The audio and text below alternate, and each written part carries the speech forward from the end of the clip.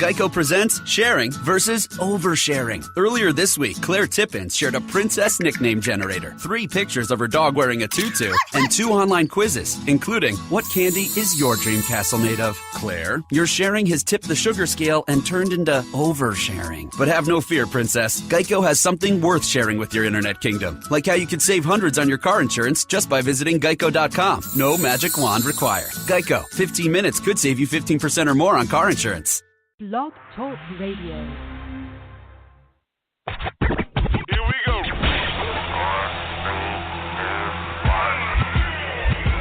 Blast off.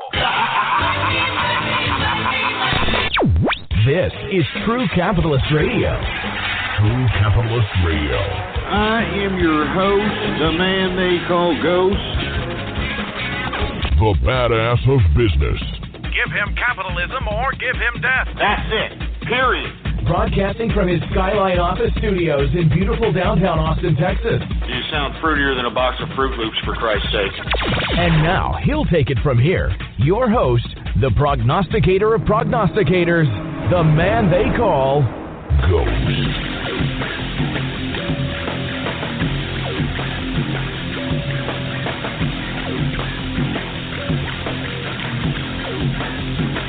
That's right, it's Baller Friday.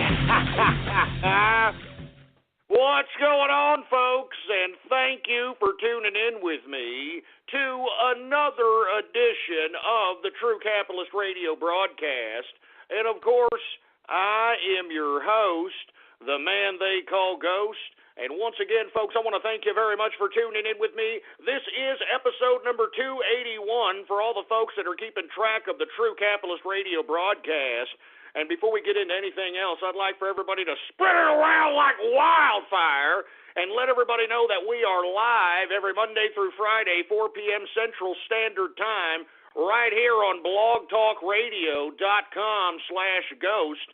That's blogtalkradio.com/ghost. And if you haven't already done so, folks, please follow me on Twitter. The Twitter name to follow is PoliticsGhost. All one word, no underscores. PoliticsGhost is the name to follow on Twitter, baby. Anyway, I am hyped. It is Baller Friday, baby. And I want to go ahead and just open up the show and say cheers to all the folks that are capitalists. Cheers to the capitalist army. Cheers to everybody who's a worker paying taxes. This day is for you. We celebrate Baller Friday so that us capitalists can bask in our success throughout the week, folks. And let me tell you, each and every Friday is for you. Cheers to the capitalist army, and cheers to all those that are out there making their own money, paying the taxes, the engines of every society worldwide. Cheers, everybody. Cheers.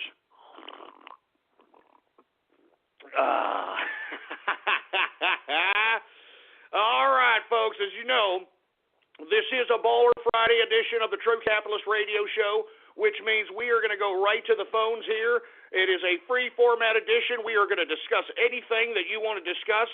All you have to do is give me a call right now. 516-453-9903 is the number to call. What do you want to talk about? You want to talk a little bit about Donald Trump? You want to talk about Hillary Rotten Clinton? You want to talk about Bernie prostate-infected Sanders? Whatever you want to talk about, we are going to call on you.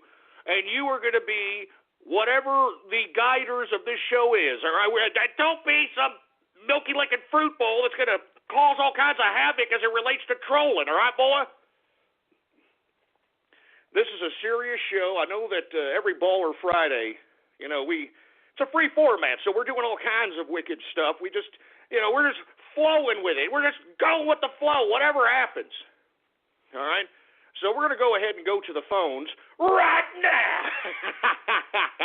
And if you haven't already done so, folks, please spread it around like wildfire, all right? That we are in effect in the house right now. We got all kinds of buttons right there next to the player right in front of you. We got Facebook like buttons, retweet this buttons, share this button, social media buttons.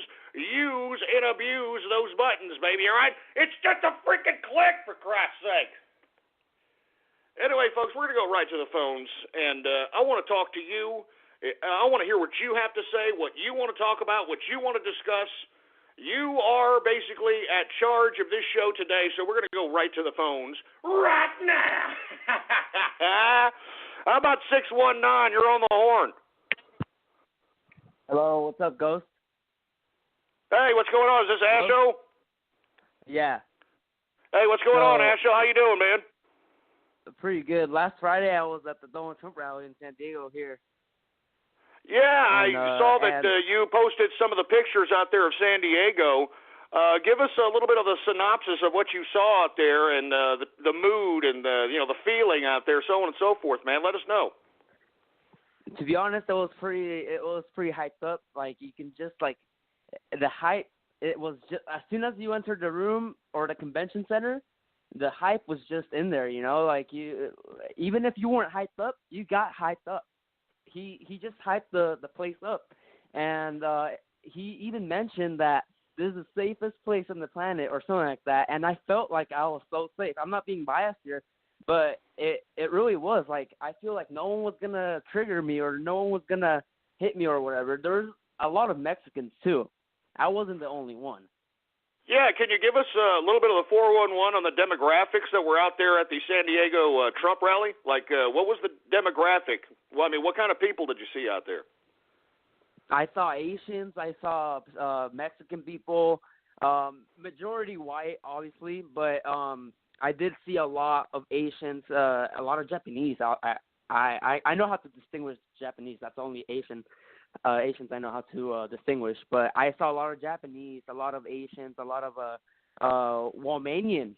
I saw, but it's San Diego, so it's really diverse. Were you witness to any of the hostile activities outside of that particular rally? I mean, I know they weren't as bad as what we saw yesterday in San Jose, which was a disgrace, but did you lay witness to any of the hostile activities outside the San Diego Trump rally? I did, because my car was parked in the south side. It's called Logan, and that's where all the people, the protesters, come from. It has a bad reputation, gang reputation, Logan, which is Logan Heights. But they actually separated the Trump supporters. Were separated to the north side of the convention center, and the protesters were in the south side. So basically, it was in the middle, and then in the middle there was the police, the riot police, separating each side until all hell broke loose. And not all hell broke. There was confrontations between the protesters and the police, and that's what you see in some of the videos, where there's a guy getting beat with a baton. Now, let me ask you this. The individuals that were out there attempting to agitate the Trump rally, in your estimation, did these people look like genuine people that really are disenchanted with Trump, or do you feel that they were probably given orders or paid to be there? Yeah, I know some of them were paid to be there. Obviously, some Hillary supporters were obviously paid to be there. Some Bernie supporters, obviously, I heard about that at the Telemundo shirt, and I did see a lot of Telemundo shirts by the fact. Wow, that's very interesting. A lot of Telemundo shirts out there, in the hostile crowd? Yes, I am not kidding. I saw that, and I thought it was promotional or something, but no, I guess, like you mentioned up in the news article, that it was actual staging or something like that. I didn't read it, but yeah, absolutely. We believe I retweeted that particular article, if I'm not mistaken. But yeah, they're staging these events. I mean, it's pretty ridiculous. That's why I'm trying to get the 411 on you, since you were there in the ground, in the trenches, giving us the insight, and you're letting us know right now that the San Diego Trump rally was rather safe when you were inside the convention center. It was just a little precarious as it relates to, walking back to the car. But as you stated, a lot of these people look like they were told to be there or paid to be there or incentivized to be there. This isn't some natural occurrence of people that are trying to be politically active, genuinely trying to protest against Donald Trump. I mean, I think that's the common theme as it relates to anybody who is so-called protesting these Trump rallies. I believe that, they are paid to be there, they're being told to be there, or they're being incentivized to be there. There are very few very few people that are just taking it upon themselves and utilizing their own time, effort, and energy to just be there and agitate. I mean, that's just my opinion. I've never been to one of these rallies per se, but, the more and more I see video evidence, the more and more I hear of folks that have actually gone, this is the kind of thing that I'm gathering as it relates to the opposition that's outside each and every one of these Trump rallies. Yeah. Also, another thing that I saw is just a lot of mindless people, mindless Mexicans, because it's like group dynamics, like you say, let's protest against Trump, and they don't even know what they're protesting. Yeah. I mean, that's really unfortunate, especially as it relates to the separatist Mexican groups, that are trying to identify with Mexico, even though Mexico is just a geographic location that has been named and cordoned off. If they want to represent the Latino community, that's one thing, because Latinos encompass all of South America, Latin America. I mean, Latinos could encompass people from Mexico, people from Panama, people from Belize, people from Guatemala, people from Venezuela, people from Honduras. And that's what these, people that are waving these Mexican flags around just don't seem to understand or comprehend. I mean, I don't understand why they're identifying with Mexico, because I know you're actually very familiar with Mexico, Asho, and I've said this, and I think we have a conversation about this once, that Mexico right now, under its two-tier system, whether you're filthy rich or dirt poor, that they're having their own racial divide based on skin color out there in Mexico, because people that are on the low end of the two-tier system that are dirt poor are starting to recognize that there are a lot more people of lighter skin on the filthy rich side. And how come the Mexicans that are protesting outside of the Trump rallies waving Mexican flags, how come they're not putting a highlight on this particular situation? I don't know, but I know for a fact some people are wearing the Mexican flag as capes, and they're waving around that Mexican flag, and it's just kind of hypocrite, because in Mexico you can't do that. You can't wear the Mexican flag. You can't. I mean, the Mexico's flag. You can't wear it. You can't wear it as a cape. It's disrespectful, and they're doing it here. So it's just kind of like, it's just. Have you noticed that they're doing this? And I even asked my mom. She's Mexican. She crosses the border every day. And I asked her, is it respectful to do that to the Mexican flag over there in Tijuana? And no, you'll get arrested if you do that. Oh, there you go. I mean, that just goes to show you that not only are they not obliging laws here in America, they're not even obliging the laws in Mexico, and the flag that they're carrying, that they're wearing as capes. They're disrespecting the flag then.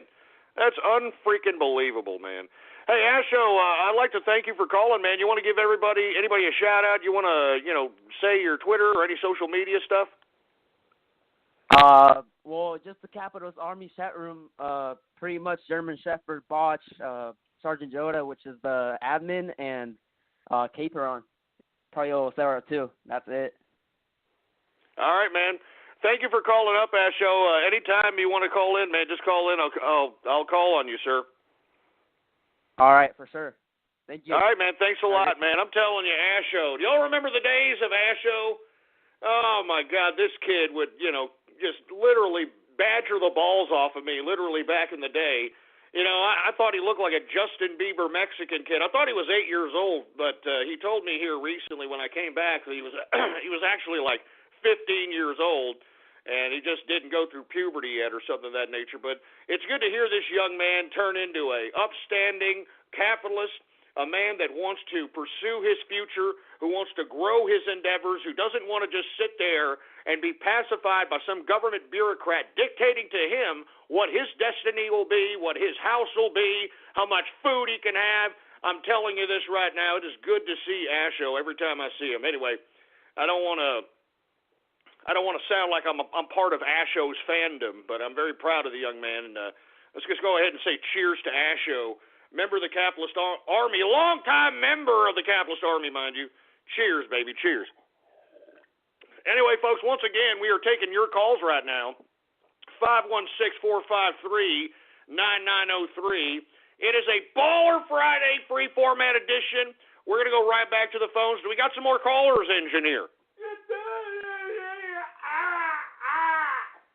All right, let's go back to the phone. Let's see what these folks want to talk about out here, right? How about area code 408? You're on the horn. What's going on?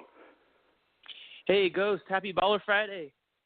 Hey, happy Baller Friday, man. How you doing? Doing well, man. It's so awesome to have you back on the air. I've been trying to call in for so long, but typically the show has been going on when I'm working, so it's been super cool that I can finally get in at a good time, because normally I'm working around this time, but I've actually been pretty sick this past week, so finally well enough to talk. Well, get well soon, and I'm glad that you're working and a capitalist, and I'm glad that you're here with us, man. What do you want to discuss with us today? Well, man, years ago you talked about selling art back in the archive, and it's been one thing that I used to do on the side, but once I got more involved in my job, and it's funny, man, I would listen to you when I was in the back stalking, and then I kind of slowly worked my way up, and you had some really good advice. A lot of the things you talked about as far as, getting involved with management and just, communicating what you want to get out of the job, it really kind of paid off in dividends over time. And it's one of those crazy things where, the more time you put in, the better you get, the more respect you get, and the more other workers respect you. And, over time I kind of worked my way up, and it was one of those things where, I was trying to have my one stream of income and then also do another stream of income. And one of the things that really worked out well was you advised, I believe, to, sell documentation when you sell art, that kind of thing. And basically at this point in my career right now, I'm trying to figure out how to, kind of take things up to the next level, because I'm, making some really good money right now, and I'm just trying to figure out kind of what to do next. Well, congratulations, first and foremost. I'm really glad that you were listening to the show back in those days and actually took the substance that I was putting forth. And, of course, I know there's a lot of people that use this program as a source of information as well entertainment. But it's good to hear that somebody absorbed the information and that you went out there and obviously got a job. Are you at the same job that you were stocking in, excuse me? No, actually, it's a crazy story, man. I started off in the back, it was one of those things where I was, I just had gotten out of school. I started my own business on the side, and at the same time, I needed to get something in the meantime, because you can't just have a startup and not be making money right away. So I just got certainly no. That you know what? That's exactly right. I'm glad that you even highlighted that. Some people believe that you're supposed to just make a business, and business is supposed to come to you, and money is magically going to come out of the tree. But you're very, very good advice. Go ahead, sir. Yeah, sure, definitely. So from there, I just took whatever I could get. I don't really want to mention the company name, but it's a very large company, tech company. No, don't worry. Don't mention the company name. Just mention your quest, if you will. Yeah, sure, no worries. Started in the back, and then from there kind of went out as a cashier, interacted with customers more, and it's a very large tech company, so, you start to, meet more people, and, some people, they'll just go through their job, just like a sheep, they don't really talk to the customers, but I would kind of, interact and, kind of build rapport with people. And then from there, I kind of got a reputation for, being really polite, really energetic, that kind of thing. So I kind of became a lead of a very large location, a lot of responsibility. I had, I think at my peak, 24 people under me. And then craziest thing, I met this one guy. I didn't know what department he was in, but, I just got to know the guy, and it took a year, as a matter of fact. Looking back, it's been crazy how quickly time flies. People, they want to, get everything quickly. And then if there's any advice I can give people, everything takes time. And, just stick it out. But anyway, the point being was, this guy, I was sitting down having lunch, and then he sat down with me, and we just, so we're talking about whatever, art, etc. And he asked, oh yeah, what kind of work do you do on the side? And then I showed him some of my side work, and he was pretty intrigued, and he's like, do you have any more of this? And I'm like, oh yeah, this isn't even my best work. And so to make a very, very long story short, I ended up showing him some work. He got me in front of I didn't know who the hell these people were, a director and another manager of his department.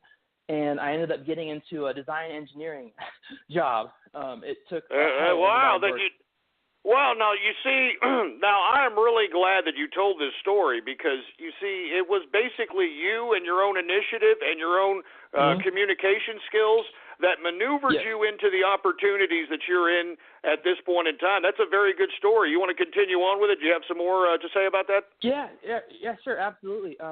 And it was one of those things where, I got my shot, and it was one of those moments where, okay, I can't, mess this up. And I put a ton of time, into my presentation. I had to really showcase my work because, a lot of it isn't just, and see, even if you are the best designer or you have the best skill or you're the best artist, you really got to make sure that you know how to communicate it, and you've got to be confident about it. And, I mean, it's almost like the election, like if you listen to Donald Trump speak, I mean, is there any doubt in your mind that his vision isn't clear? Is there any doubt in your mind that he isn't, like, trying to push himself to the limit and trying to, like, put himself out there? You have to convey that same confidence and have that same certainty, and you have to be able to channel that well. It took me a long time to figure this out because, I was pretty shy when I first started my job, but, hey, I got out. I mean, just as a cashier, you're exposed, like you're right there with somebody.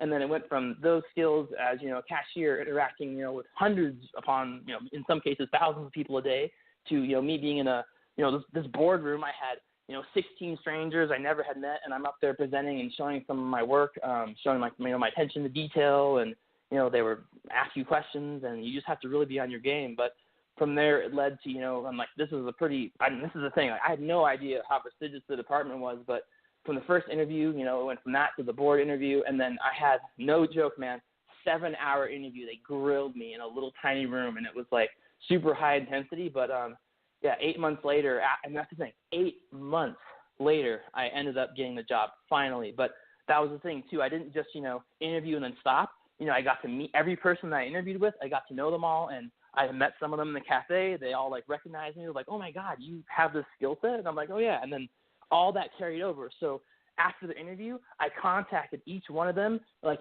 once a week to once every 2 weeks. So I kind of kept in contact, and then they were all getting my back and getting me in because, you can't just do, a menial labor job and then expect to just make that jump. You have to have people bringing you up. You have to communicate, and you have to, be that nice guy that is, they're bringing them up, because so many people, they'll, and that was the thing. There are other people that are kind of trying to do what I would do, but, they had just such low energy, and they just kind of expected, like, oh, well, I deserve this, and because I have my college education. It's like, you haven't earned or, earned a crap until you. No, you're absolutely right. You're absolutely right. You have a lot of people that are probably more well qualified than you are, but because you had more initiative, because you were able to communicate with the team, because you had ambition, because you knew that nothing was going to be given to you, and if you wanted anything, that you found it within yourself that you needed to make the initiative to not just wait for things to happen to you.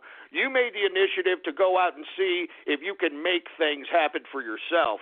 And I think this is a great story, and I hope people that are listening into this actually take to this, because let me ask you, were you a troll when you initially listened to this broadcast? No, man. It's the funniest thing. Like, when I listen to your show, like, you would say you've made me laugh more times than I can go on. And that was the funniest thing. Was like, at first, it was just like, just listening to people trolling. But then when I would actually listen to like how you talk, and then I'm like, I'll listen to this actual show. And then I dug back, and I'm like, holy shit, this thing knows what he's talking about. And it just really, and to be honest, man, like, I really wish I'd called in earlier, and like, I'd gotten to hear your show earlier on, because like I was really, kind of saddened that so many people were just like taking everything as a joke. And it's like, like there's times to like, like some of the stuff that people come up with is freaking hilarious. Like, don't get me wrong, but at the same time, it's like, come on, guys, like, if you can, start making more money, it's like, why the fuck not? Like, you should be really pushing yourself and making more. And it's not like, we all have to just be bringing each other down. Like, if someone's trying to give us good advice, and that's the main thing, save us time. Like, some of the stuff that you told me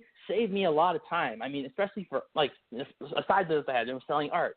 I mean, I sold a painting for, I think a little over $3,000, and I did it because I was able to talk like you did, Ghost. I was able to say, hey, this is an investment. This is the documentation you have. This is me certifying. This is one of one. This is an original. No copies of this will ever be made. It's like, you learn that, and you can channel that and apply it to so many things. And, I really wish that I had gotten your business advice when I had first started my first business, but, now I'm kind of doing the corporate thing. So now I'm just trying to I'm really glad you brought up. I'm really glad that you brought up the art thing, because I remember doing that episode and saying, "Hey, look, man, you can do." I think I said that in recollection, if I recollect correctly, in reference to doing anything to make money. I said, you can, if you want to be a real artist, you have to be an artist. I mean, an artist, anybody could be an artist, but you have to make sure that you're going to sell yourself as an exclusive artist, as an artist that is original, one that whatever your creation is, it's original to you, and moreover, you got to make sure that you take it seriously. And I think I remember that episode. I said, you can't be somebody that's selling it on the side of the street and think that you're going to make $1 million as an artist, or you're going to become Alec Monopoly. You have to go out and you have to sell yourself. You have to say, hey, look, here, I'm going to get some documentation. I remember that show, and I'm really glad that you took that advice and are now selling like $3,000 art pieces while being a member of corporate America, man. This is great, man. Hey, look, I'm going to move on with the show, but can you give some people advice out there that are listening in that, maybe will say that you're lucky, or, I don't know, whatever excuse they're going to give for your particular success. Can you give some of these people advice? Yeah, sure, absolutely. A lot of it is you have to keep trying and trying and trying and trying. Like, I got kicked down, I can't tell you how many times. And that's the thing, like, if you find something that you think, and this is the main thing, a lot of people, you'll think you'll want something, and you'll try it, and if you don't like it, move on. There's so much more crap out there that you can try. There's so much more that you can actually, you can find something that will make you happy and make you money. And you just got to keep looking. Don't just be like, okay, I want to have this job as an executive manager, and I want to be making $180,000 a year, and I'm only going to try that, and I won't be happy till I get that. It's like, try to find something that you really like, and then try to make money at that, and then you'll be enjoying it, getting experience, getting money, getting rapport, and then people will, you'll be more enjoyable to be around. So, and that's the main thing too. If you're good at something, keep trying to get in there too, and make contact with people. I had that interview, 8 months of cycling through, trying, following up. Hey, is that position open yet? Is that position open yet? I mean, I got initially rejected for the job I wanted. Like, it was devastating. Like, I had all these people rooting for me. I got rejected, but hell, I got my work together, made it even better, got my presentation more polished, and it was a really hard time for me because I was really struggling, but at the same time, I just really had to push through.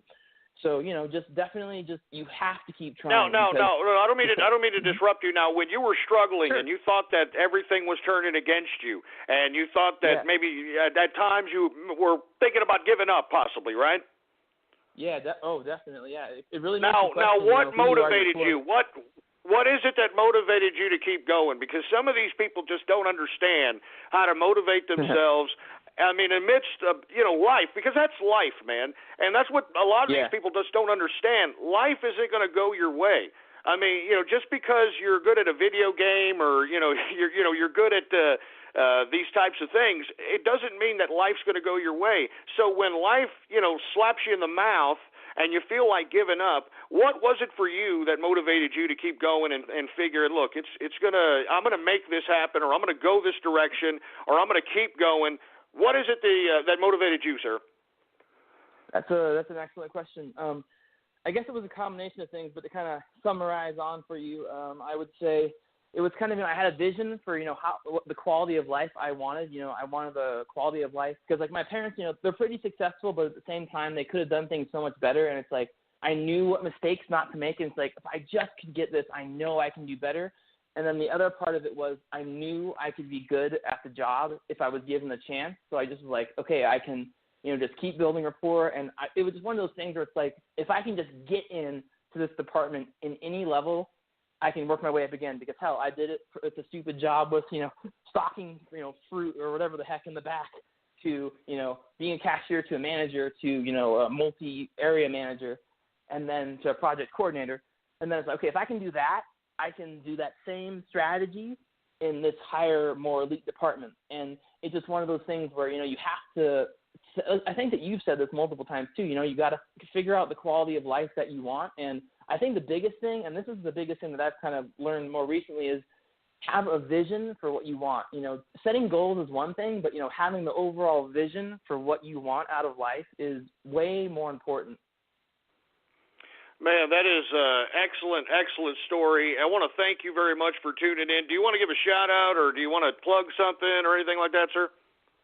No, I think we're good for now. But, hey, Ghost, thanks so much for coming back. It's been great to finally call in and, you know, to listen to you live for, like, one of the first times in a long time. But, yeah, man, keep doing what you're doing. I'll be there to support you. And, yeah, man, I'll hopefully be able to call in again. Thank you. Hey, man, thank you very much for enlightening our audience with that very inspiring story, to say the least. I mean, you know, we need to hear more stories like that, because it's unfortunate we live in such a precarious economic time thanks to the liberal regime that's in power. A lot of people think that opportunities are just broken, and I've been telling people that they're not broken. They're just a little harder to attain. They're not as easy to conquer, and you've got to grit and bear it. You got to keep on trucking. You got to keep on struggling, whatever the case might be. You heard this young man. I mean, there were times where, you know, he thought he was going to get a job. He did everything. He tried everything. He prepared everything, and lo and behold, he got rejected. And like anybody else, they could have been jaded. They could have been pissed off. They could have quit the job. They could have said, hey, I'm going to do something else, but instead he stuck with it. You know, he learned from his mistakes. He pulled his bootstraps up, and he went out and he got it. He got what he wanted. You understand? I mean, and what this young man was saying is that you have to have a vision. You have to have a vision, and not only do you have to have a vision, you have to vision it, think it, believe it, and act on it, baby. All right? I mean, that's what it's all about, man. Nothing is going to happen to you. And this young gentleman's story is proof of that. Nothing is going to happen to you. You've got to go out and make things happen. And to think that this young gentleman is probably making a lot of money at his corporate job, and at the same time utilized yours truly's advice to selling artwork. And that was a long time ago where I made that particular show. And it wasn't just artwork. I was just telling people to become entrepreneurs. You know, I mean, even if you're doing things on the side. You know, and I remember that particular episode. I mean, I think somebody had called in talking about, I want to make money, I want to be an artist. And I said, look, if you want to be an artist, I mean, anyone can shit out art, with all due respect to the artist out there. But it's up to you to sell it. You know, that Andy Warhol, before Andy Warhol got shot by one of his students, believe it or not, Andy Warhol got shot in the early 60s by one of his, you know, freaked out kookster students. But before he got shot, nobody gave a crap about Andy Warhol. Nobody knew who the hell Andy Warhol was, for Christ's sake. And unfortunately, the best thing that ever happened to him was that kookster, you know, shooting him down and almost killing him dead. Because after that, everybody in America was like, what the hell is going on? Why would this person's student want to get so freaked out and want to kill the artistic teacher, for Christ's sake? And the rest is history. I mean, Salvador Dali. I mean, he was a great salesman. You know what I mean? He was dark. He was deceptive. He was like, oh, yes. I mean, he dressed the part, you know? And moreover, folks, I remember this episode. I said, look, and if you want to sell your paintings for more than, street value, because there's a bunch of street artists that are sitting out here putting perfectly good pieces of work on canvas, selling it for $20 or $30 on the street, and thinking that they're going to somehow become Alec Monopoly or some crap. That's not how it works, all right? If you want to be an artist, you got to take pride in yourself. You got to sell yourself. You know, you got to provide documentation that whatever art that you're selling, your particular customer, that piece of artwork is going to be backed up by your documentation, with your signature, with your story, with your name of the artwork, so on and so forth. And you heard this young gentleman. This man is making $3,000 a piece. And let me tell you, I'm not joking. It's very easy to do that in the art world, especially right now. Art is an asset, and if you sell it as such, you can make money as such. All right? But if you're just going to sit there and, you know, shit out something on a canvas and sell it at the swap meet or sell it at the freaking art show, you ain't going to become nothing. Moreover, you're not going to make any serious money as it relates to that. Now, look, I don't want to get off. I'm not trying to delve into the art business, but the only reason I'm focusing on this is because this young gentleman took my advice, like I've been giving advice since 2008. He took my advice, And this young man not only utilized my advice to move him up in the corporate ladder, this man he's got himself an obvious, decent side business selling his artwork. I can only imagine this young man's lifestyle. And he sounds very young. But you see, folks, instead of sitting there waxing his carrot to cartoons, instead of sitting online messing around on social media sites, I'm sure this young man took the ample part of his life to focus in on what it's going to take to give him the type of lifestyle that he wants. And let me tell you, I'm very proud of that young man. As a matter of fact, I'm gonna start drinking. I mean, seriously, I was just drinking a little bit of Johnny Walker Blue Label today, but man, I just love hearing, somebody going from a person in the back stocking fruit, to all of a sudden running a goddamn wing of a particular corporate organization, having 20-something people under him. I mean, it's just great. While at the same time selling artwork on the side at $3,000 a pop, baby. I mean, that's what I'm talking about. That's capitalism. That's capitalism. And I'm glad that yours truly had something to do with inspiring that young man to get him on the path to success that this man wanted. Tell you, what a baller Friday. What a baller Friday story that was, baby. I'm telling you. That gets me hyped, for Christ's sake. Let me get some beer. All right, that's what I want to do. I'm going to get some blue-collar stuff. That calls for some beer. Hey, engineer. Yeah. More beer, baby. Yeah, more beer. And let's keep it coming. Oh, man, that was a great story. Great story. And let me tell you, I mean, that's why I do this show, man. That's why I do this show. As I've stated, folks, that's why I've always done the show, to spark synapses throughout the minds of people throughout the world. Throughout the world. I mean, this should be proof to you damn trolls that not everybody's sitting around tickling their asses trying to troll yours truly. All right? You understand that? Some people are actually taking these pearls that I'm shooting pearls here. Some of these people are actually taking these pearls that I'm shooting and making some serious capital. And that's what I've always wanted, folks. I want to create capitalists. All right? When I am no longer on this earth, when I am no longer breathing, I want each and every capitalist that I help inspire just to remember yours truly in memory.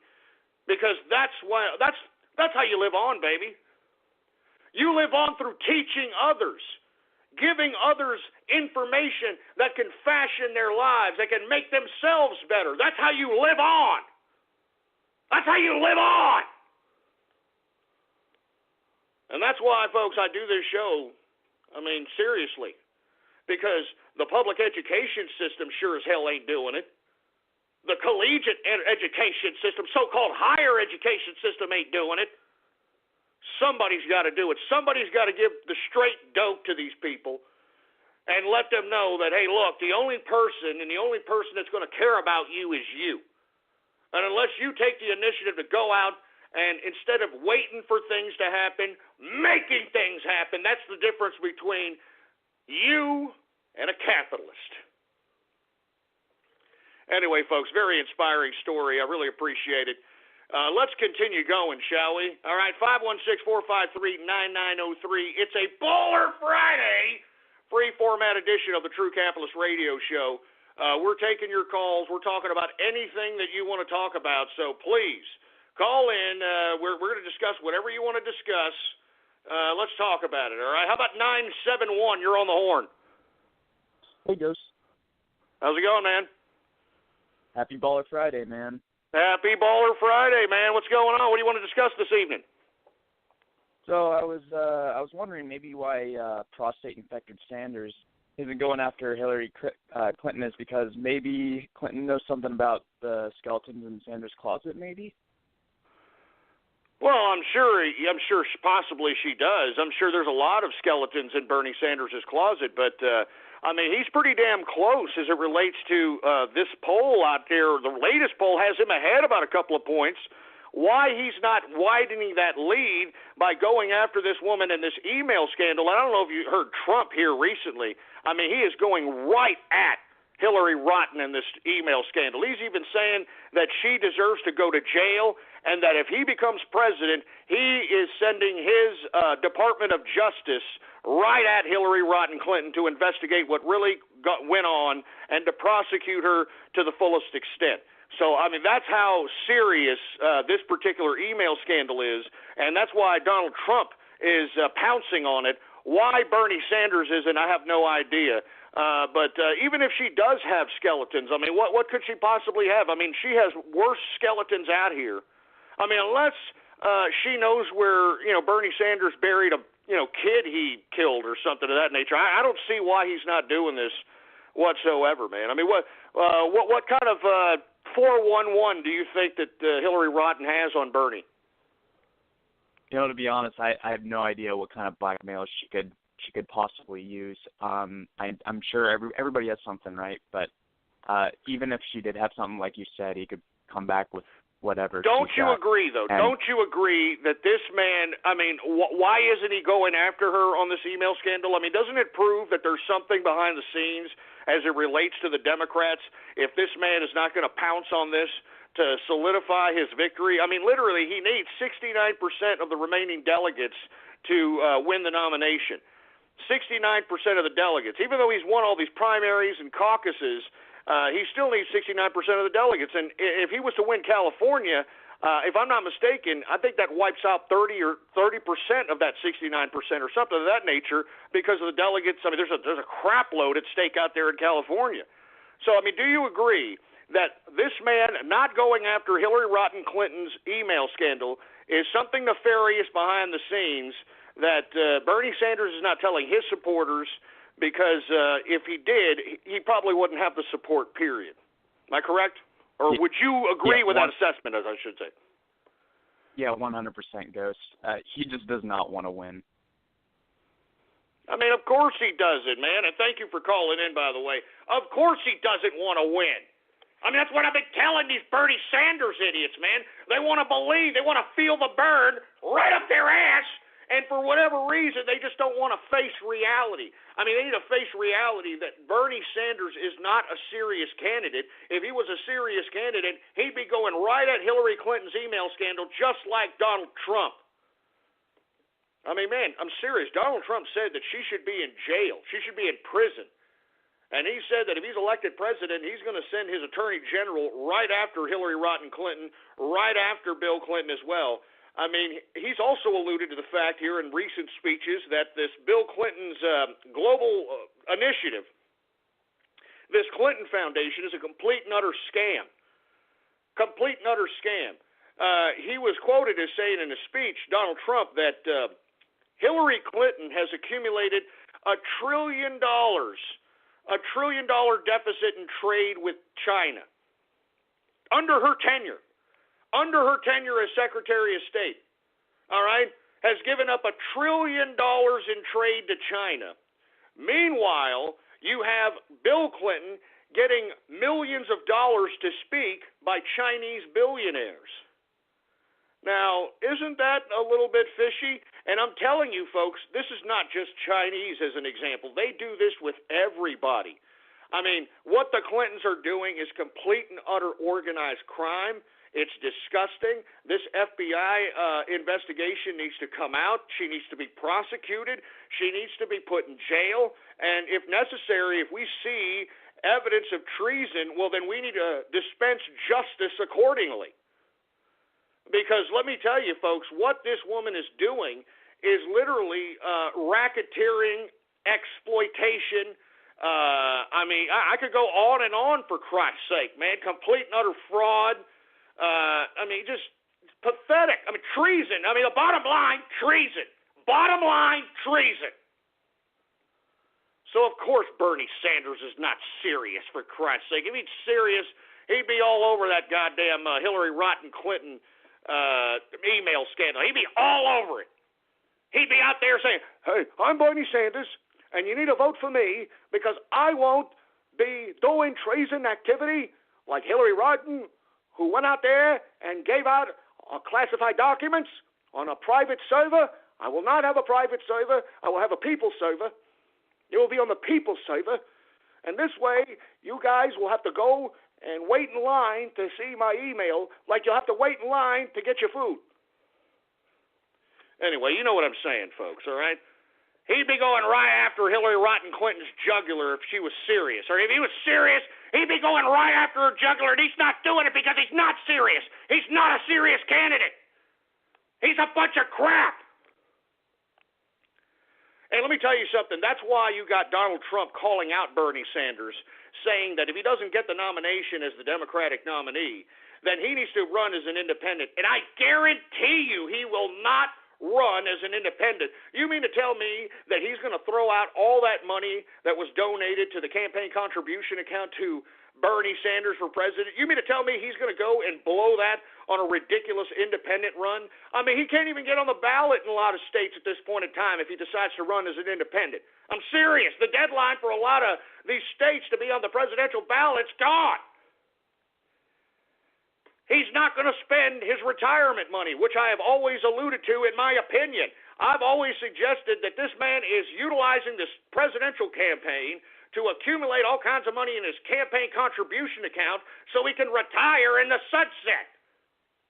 Because as I've stated, folks, time and time and time again, once a politician retires from politics, that politician can basically dump all the money they've accumulated in their campaign contribution account and dump it into their personal bank account tax-free. Huh? I'm telling you, it's the truth. It's the truth. All right? And that's, in my opinion, what I think Bernie Sanders is doing. That's why he's not going after Hillary Clinton's email scandals. He could hands down to win the California primary, but he's not going after her. He could hands down win the California primary, but he's not going after her. And I'm telling you, folks, because he's an establishment Democratic candidate. He was put there on purpose. Right now, the only reason that he's staying in the race, because he should be stepping down. You even got high-ranking Democrats like Harry Scary Reid and others trying to say that he needs to step down and give up already. He's not going to do it, and the reason is, folks, is because factions within the Democratic Party want this man to continue to run so he can nullify the political legitimacy of one Hillary Rotten Clinton. He can nullify her political legitimacy. So this way, come the Democratic convention time, who's going to come in to save the day? Who's going to come in and save the day? One Joe Biden. That's right, folks. I'm telling you this right now. Joe Biden is going to come in, and he's going to usurp the nomination from Hillary Rotten Clinton. I've been saying this ever since I came back on this broadcast. I've been saying it ever since I came back on this broadcast. Look in that archive, boy, blogtalkradio.com/ghost. Look back in that archive. I've been saying it since I brought back the show. Joe Biden's going to come in, and he's going to usurp the nomination. That's why you see his mug all over the TV, for Christ's sake.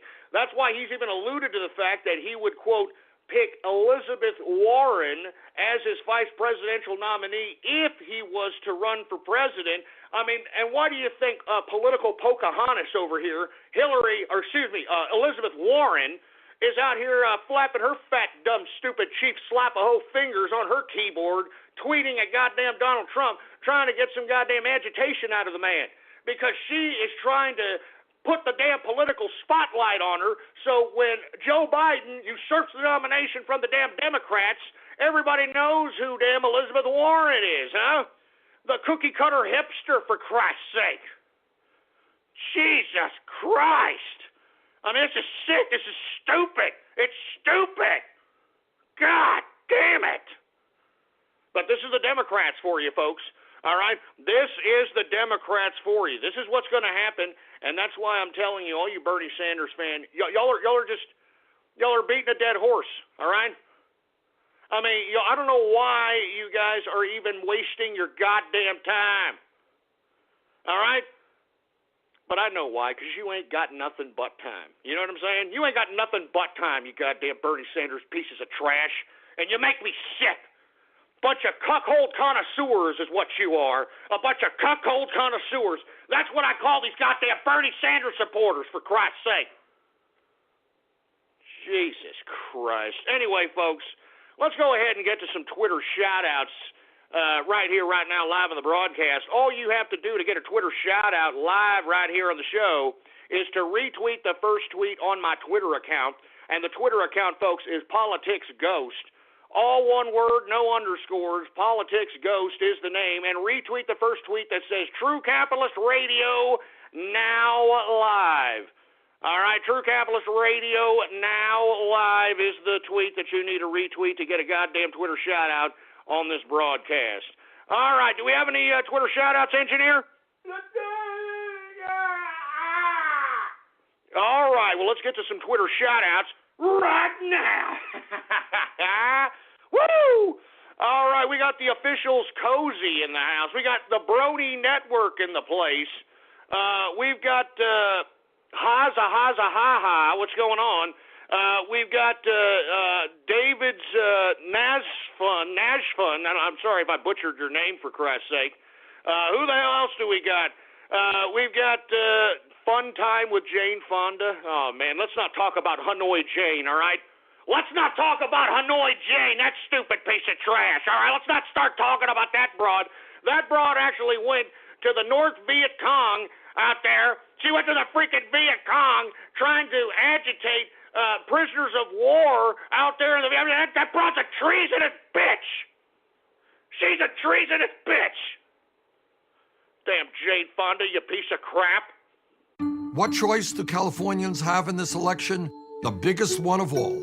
You have the power to choose a new direction for the Democratic Party, to break the back of a corrupt system of campaign finance that keeps a rigged economy in place. Bernie Sanders. He'll stand up to Wall Street and make the wealthy pay their fair share and fight for tuition-free public colleges and universities. He has the best record on the environment of any presidential candidate and is the only candidate against fracking. Bernie has made the fight against injustice the work of his life, and now he's taken on a broken criminal justice system to stop racial profiling, prevent police misconduct, and end mass incarceration. Bernie Sanders. Make a plan to vote for Bernie this Tuesday, June 7th. California, it's a long way to Washington, but you can send them a message they can't ignore. I'm Bernie Sanders, Democratic candidate for president, and I approve this message. Paid for by Bernie 2016. Anyway, what do we got? We got Lavix in the house. We've got Alan Goldberg in the place. CDI fan 237 in the house. We've got Grandpa Cuckold. What a disgusting name, for Christ's sake. We got the Green Bio, Capitalist UK, Critical Sands in the house. We've got Feel the Burn Ghost. Yeah, shut up, for Christ's sake. Blocked for hate speech. Hey, folks. You folks out there in the damn EU, y'all better get prepared for that. Y'all are going to get blocked for so-called hate speech out there. I'm telling you, I mean, y'all are being restricted of the last remaining free speech that you have, and that's the free speech online. What a damn shame, boy. What a damn shame. Anyway, we got Godzilla 3709 in the house. Digested grass feast. I don't understand what the hell that's supposed to mean, for Christ's sake. We got Ghost is Alex. No, I'm not, for Christ's sake. That man rips me off. He's ripping me off. We got Barney Hunter 12 in the house. We've got, I'm not saying that disgusting name. We got Sergeant Yoda in the place. What's going on to Sergeant Yoda? Regular TCA in the house. What's going on, man? Texas Soldier Pool Party. You son of a bitch. You suck. Damn it. Soulless bastard.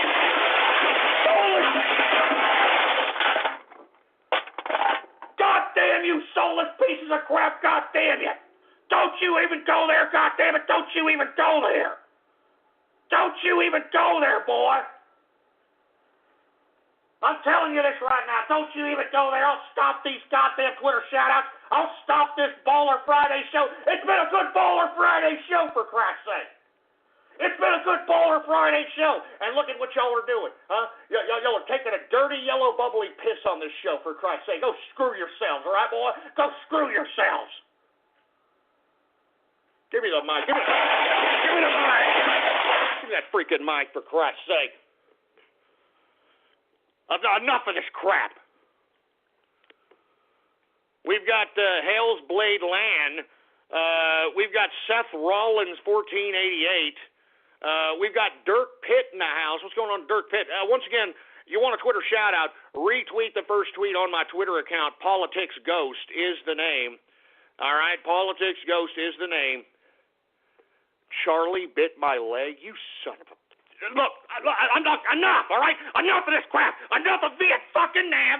Enough of these dumbass names. Enough. I'm sick of you cockroaches, man. I'm sick of you. Y'all are cockroaches. That's what I'm going to call you now. Y'all are cockroaches. Anyway, let me get it. Where's my drink? Jesus Christ.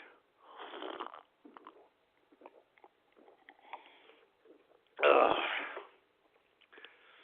It's unbelievable. Unbelievable. Jesus Christ. We got Rocking Out in San Jose. Oh, you son of a bitch. I mean, look, you hear this? Y'all hear this crap? Oh, my God. I mean, these are sick-ass names. Accessible Water Taxi? Are you... I mean, look... Jesus.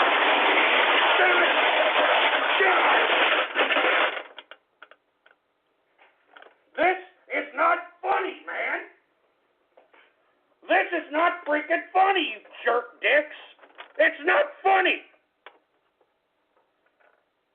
It's not. Y'all are soulless. Soulless bastards. Give me the mic. Give me the mic. Give me the freaking mic, for Christ's sake. I'm telling you, y'all are trying to ruin my Baller Friday. I can already sense this, you stupid sacks of cyber vermin crap. Y'all are trying to ruin my Baller Friday. And I really don't appreciate it one bit. Give me my drink. Give me my drink. I'm not letting you ruin my Baller Friday, boy.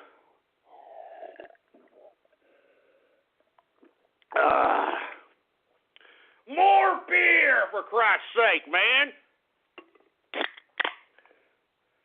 Keep them coming, engineer, all right? Keep them coming.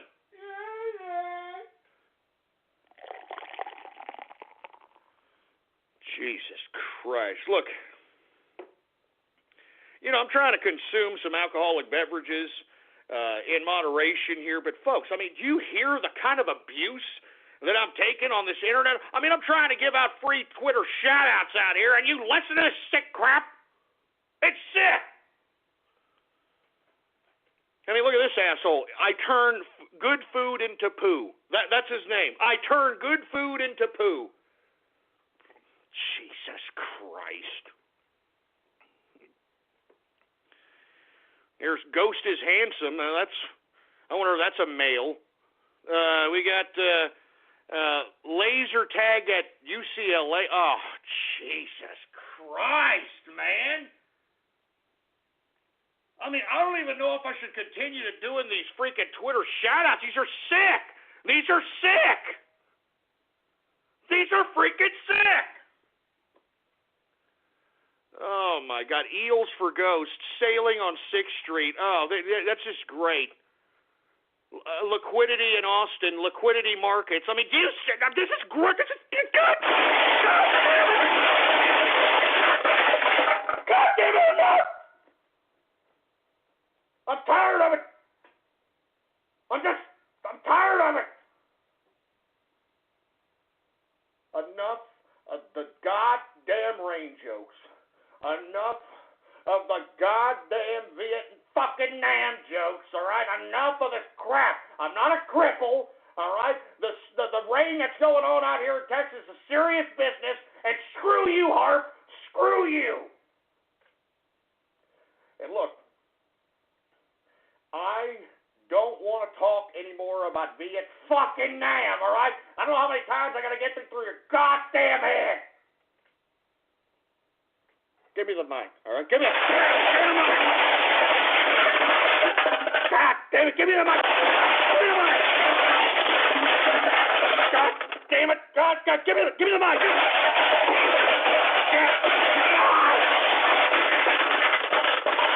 Piece of crap.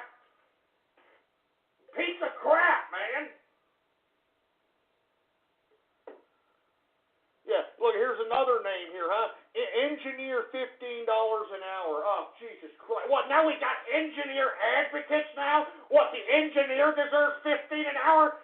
God damn it, give me the mic! Give me the mic! Damn it, you scumbags! Each and every one of you, man! Each and every one of you! You know, I just sit here and I try to just give a little interaction with the show, all right? I try to give people Twitter shout-outs, give them live little Twitter shout-out right here on the show, and this is what I get! This is what I get! Jesus Christ, man. Give me the mic. Give me the mic! Give me the mic! Give me the mic! Finally, give me the goddamn mic! Look, I'm only going to do a couple of more of these, you dumb scumbags! And then I'm moving on because, folks, I'm telling you this right now, all right? I deserve more. I deserve more respect! Jesus Christ, man. Who the hell else do we got, for Christ's sake? Anyway, we got King Worst in the house. What's going on, King Worst? Who else do we got? We got Lord Poke in the place. What's going on, Lord Poke? We got OG Toru in the house. Exara Hawks in the house. What's going on to the Teutonic Plague? He's in the house. A Masked Pony is in the place. Artron Havoc is in the house. We got Based Loler in the place. We've got, who else do we got? Allah Act Ghost. Allah Act Ghost. You son of a bitch. Shut up. Shut up. Shut up. Genital Harpies. Genital Harpies. Oh, Jesus Christ. I mean, you're sick bastards, man. Each and every one of you. Hey, sick, man. Cockroach Ghost. Oh, my God. This is all negative, man. There's no, positive goddamn Twitter shout-outs. Nobody saying, hey, Ghost, you're a good guy. Hey, you're my pal. No, nothing but crap. Nothing but crap. Yeah, Lieutenant Dane Ghost. All right, look, I've had about enough. All right, there's Platinum Robo. What's going on to Platinum Robo, all right? Who else do we have? I'll do a couple of more because I don't know what's going on out here. I mean, these people are all a bunch of scumbags, and it pisses me off. It pisses me off, for Christ's sake. Lieutenant Ghost Pile. Yeah. Australia for Ghost. What's going on to the Aussies out there in Australia? We got Icy Charlie in the house. We got Vet of Forum Wars in the place. We're going on to Masked Pony in the house. And I'm not saying this for Christ's sake. I mean, look at this. Look at this crap. 20,000 leagues under awesome. I mean, that's enough. Get it out of here. I'm done. I'm done with these dumb Twitter shout-outs. They're making me sick. Firm bacon tits. I mean, flaming nipple chops. Enough, all right? Enough of this crap. Enough. All right, folks. I'm sorry. I try to give people a little bit of an interaction on this broadcast, folks, and this is the kind of thanks you get, unfortunately, on the internet, all right? Anyway, folks, we are well into the second hour of the True Capitalist Radio broadcast. And, of course, folks, I am your host, the man they call Ghost. And once again, folks, I want to thank everybody for tuning in with me. If you have not already done so, please spread it around like wildfire that True Capitalist Radio is in effect and in the house. We are live every Monday through Friday, 4 p.m. Central Standard Time. So let everybody know, baby. Let everybody know that we are in effect and in the house, baby, because right now it's a Baller Friday free format edition, and we're taking your calls. We're talking about anything you want to talk about. So once again, spread it around like wildfire. We got all kinds of little buttons right next to the player, right in front of your face right there. We got all kinds of Facebook like buttons, retweet this buttons, share this buttons, social media buttons. Use and abuse those buttons, baby, all right? It's just a freaking click, for Christ's sake. Anyway, folks, let's get back to the broadcast, all right, folks? Let's get back to the goddamn broadcast. All right? It's a free format edition. These people are trying to harsh my mellow. These people are trying to ruin my Baller Friday with these trolls, and we're not going to do it. This is a good Baller Friday broadcast thus far. We had some great calls, and we want to keep it going forward. We're going to keep it going forward regardless of these stupid, dumbass trolls. Regardless. We're keeping it going, boy, all right? Anyway, once again, if you want to chime in, you want to talk to us, you want to talk about something, give us a call. 516-453-9903 is the number to call. Give us a call right now. We want to talk to you. If you got something you want to talk about, give us a call and we'll talk about it. All right. How about area code 949? You're on the horn. What's going on? Oh, hey, I actually called you yesterday. I'm kind of surprised I actually got called on. So I actually did have something I wanted to talk about, so keep me on the line. No, go ahead. What's going on? What do you want to talk about? Well, first off, I want to make something clear to everyone in the chat room. I'm not Matt Pony. For God's sake, we have a different area code. God damn it. Hey, calm down. What's going on, man? They're claiming that you're Masked Pony? Yeah, is Matt Pony on there right now? Is Matt Pony on the line right now? Is that Pony on the line right now? I don't think Masked Pony is on the line right now. No, he's not. Why? No, wait a minute. I think he is on the line. Masked Pony, is that you? I'm here, Ghost. All right, he's on the line. What do you have to say to Masked Pony? What's going on? Masked Pony, can you tell these people we are two different people? I am not you. Gentlemen say give my number out. Go to hell. Can you repeat that? Your phone is cutting in and out. Keep me on the line. Come back on me. I need to cool off and go to hell. Oh, man. All right, we'll let you go ahead and cool off, man. I'm sorry, for Christ's sake. How you doing, Masked Pony? I'm doing good. Hey, do you want to talk about something? You've become somewhat of a favorite out here on the True Capitalist Radio broadcast. Did you want to talk about something? You got a subject matter you want to talk about? Well, I'm looking for a job, and I'm looking for advice. What advice would you give to someone who's searching for a job that has disabilities? Oh, you've got disabilities? Okay, well, let me explain what you could possibly do. Do you collect disability? Yeah, I that's fine. Social Security income. Yeah, no, don't worry about it. I mean, hey, if you're truly disabled, I mean, that's what that's for. But at the same time, you can go out and you can, have a job at certain locations. You should try your local movie theater, believe it or not. You could probably, stand by, checking the tickets as people walk into the movie theater. There are other type of office clerical jobs. You might want to look at the office clerical work. So you can maybe file papers, or you have computer skills, obviously. You know how to use a computer. You have some. Really good with the computer. So that's what I'm saying. I mean, go, try to become maybe some office clerical situation. Look in your local, maybe Craigslist area, and look under the office clerical work. Look under, I don't know, try to go to your local movie theater. Try to work at, go to a bowling alley, work at a snack bar. I'm trying to think of, real light labor jobs that could be applicable to a person with disabilities. And moreover, you have a little bit more favorability to being hired because, they can't discriminate against you because of your disability. So if you really wanted to get hired and get a job to make some extra income, that's a definite possibility if you, just wanted to, get a quick, part-time, full-time job. Very easy, very efficient, and I believe that you can get it there, Masked Pony. Thanks. Anything else, man, you want to talk about? No, but to the trolls, I believe I heard them saying that he was saying that someone else's Masked Pony. Knock it off. That's not good. That's getting old.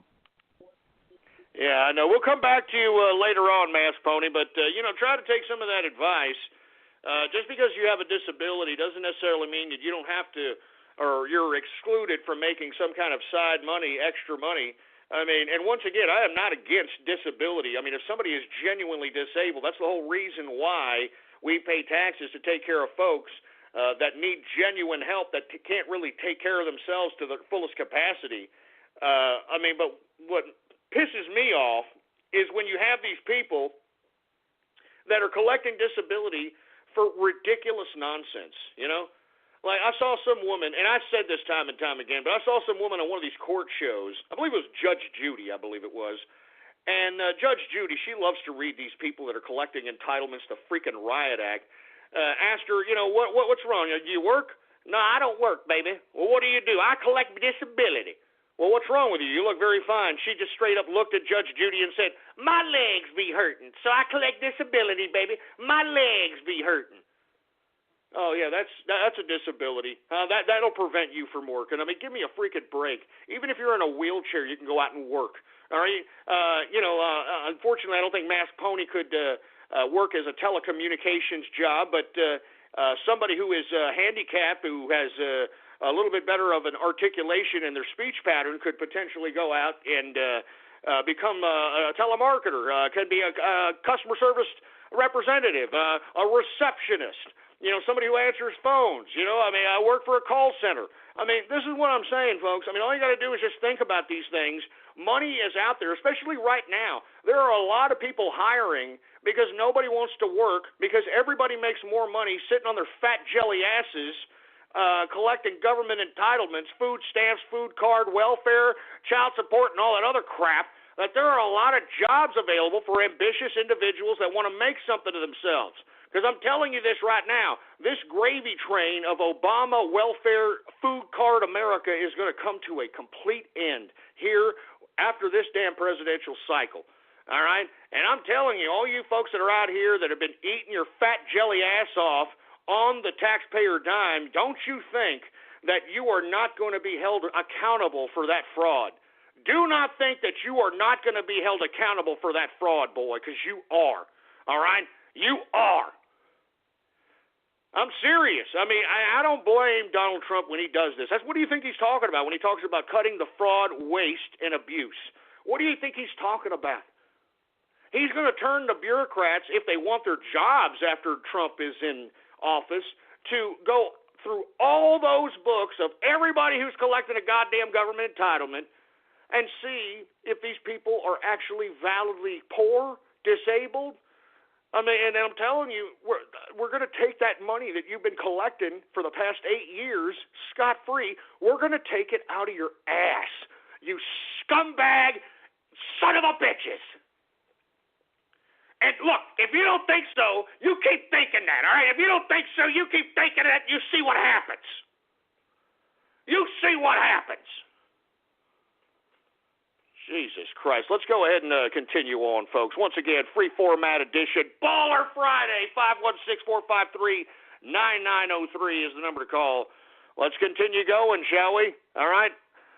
Let's see. Let's call on somebody else here. How about area code, how about 267, Radio Graffiti? What's going on, Radio Graffiti? 267, what's up, man? Oh, Jesus Christ, they just hung up, for Christ's sake. How about 248? What's up? You're on the horn. Happy Baller Friday, Ghost. Hey, what's going on, man? Happy Baller Friday. What's going on with you, man? I'm happy. This is my birthday weekend. I'm celebrating on Sunday. And I was just prepping up for my party. I'm happy. I was going to ask you. Oh, well, I'm glad you're usually calling me up acting like a complete jerk. So I'm glad that, you're finally a little bit happy in the pants because you're going to be, having your birthday this Sunday. How old are you going to be, if you want to say?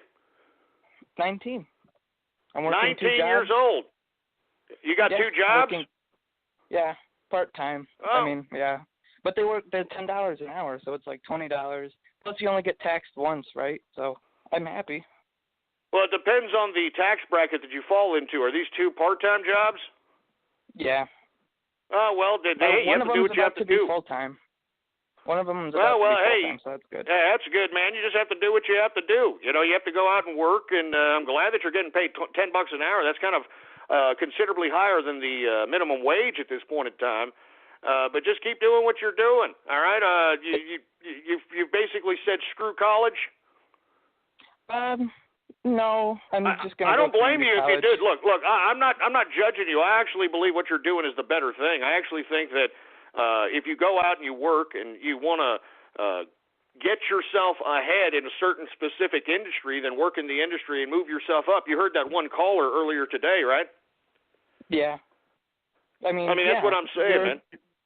Your advice works, and for Mass Pony, I would say just look out. I mean, I used to work at my local DPW, Department of Public Works.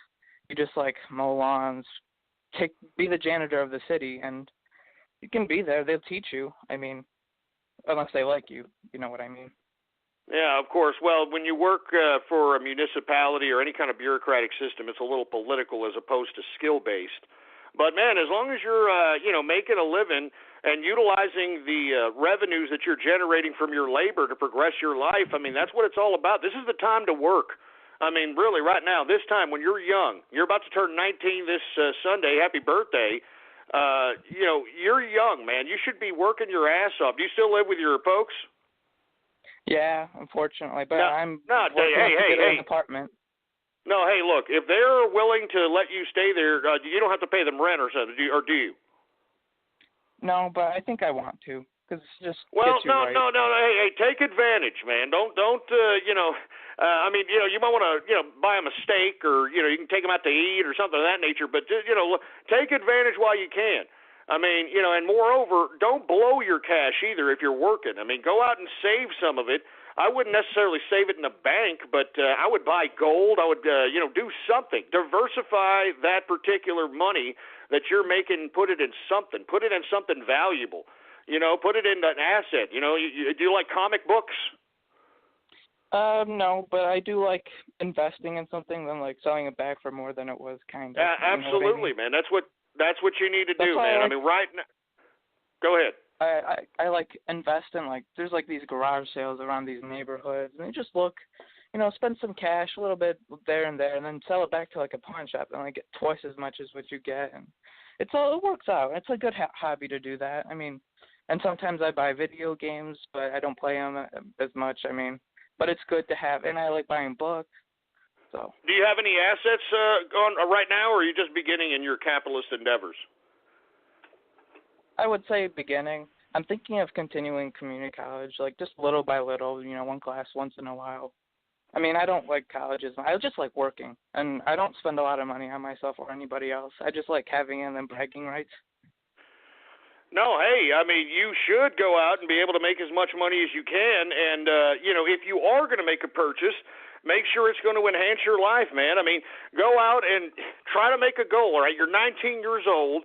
Make sure that this is the year that you make so much money that by 20, you give yourself a birthday party at your own apartment, man. Even if it's a small one, it's yours.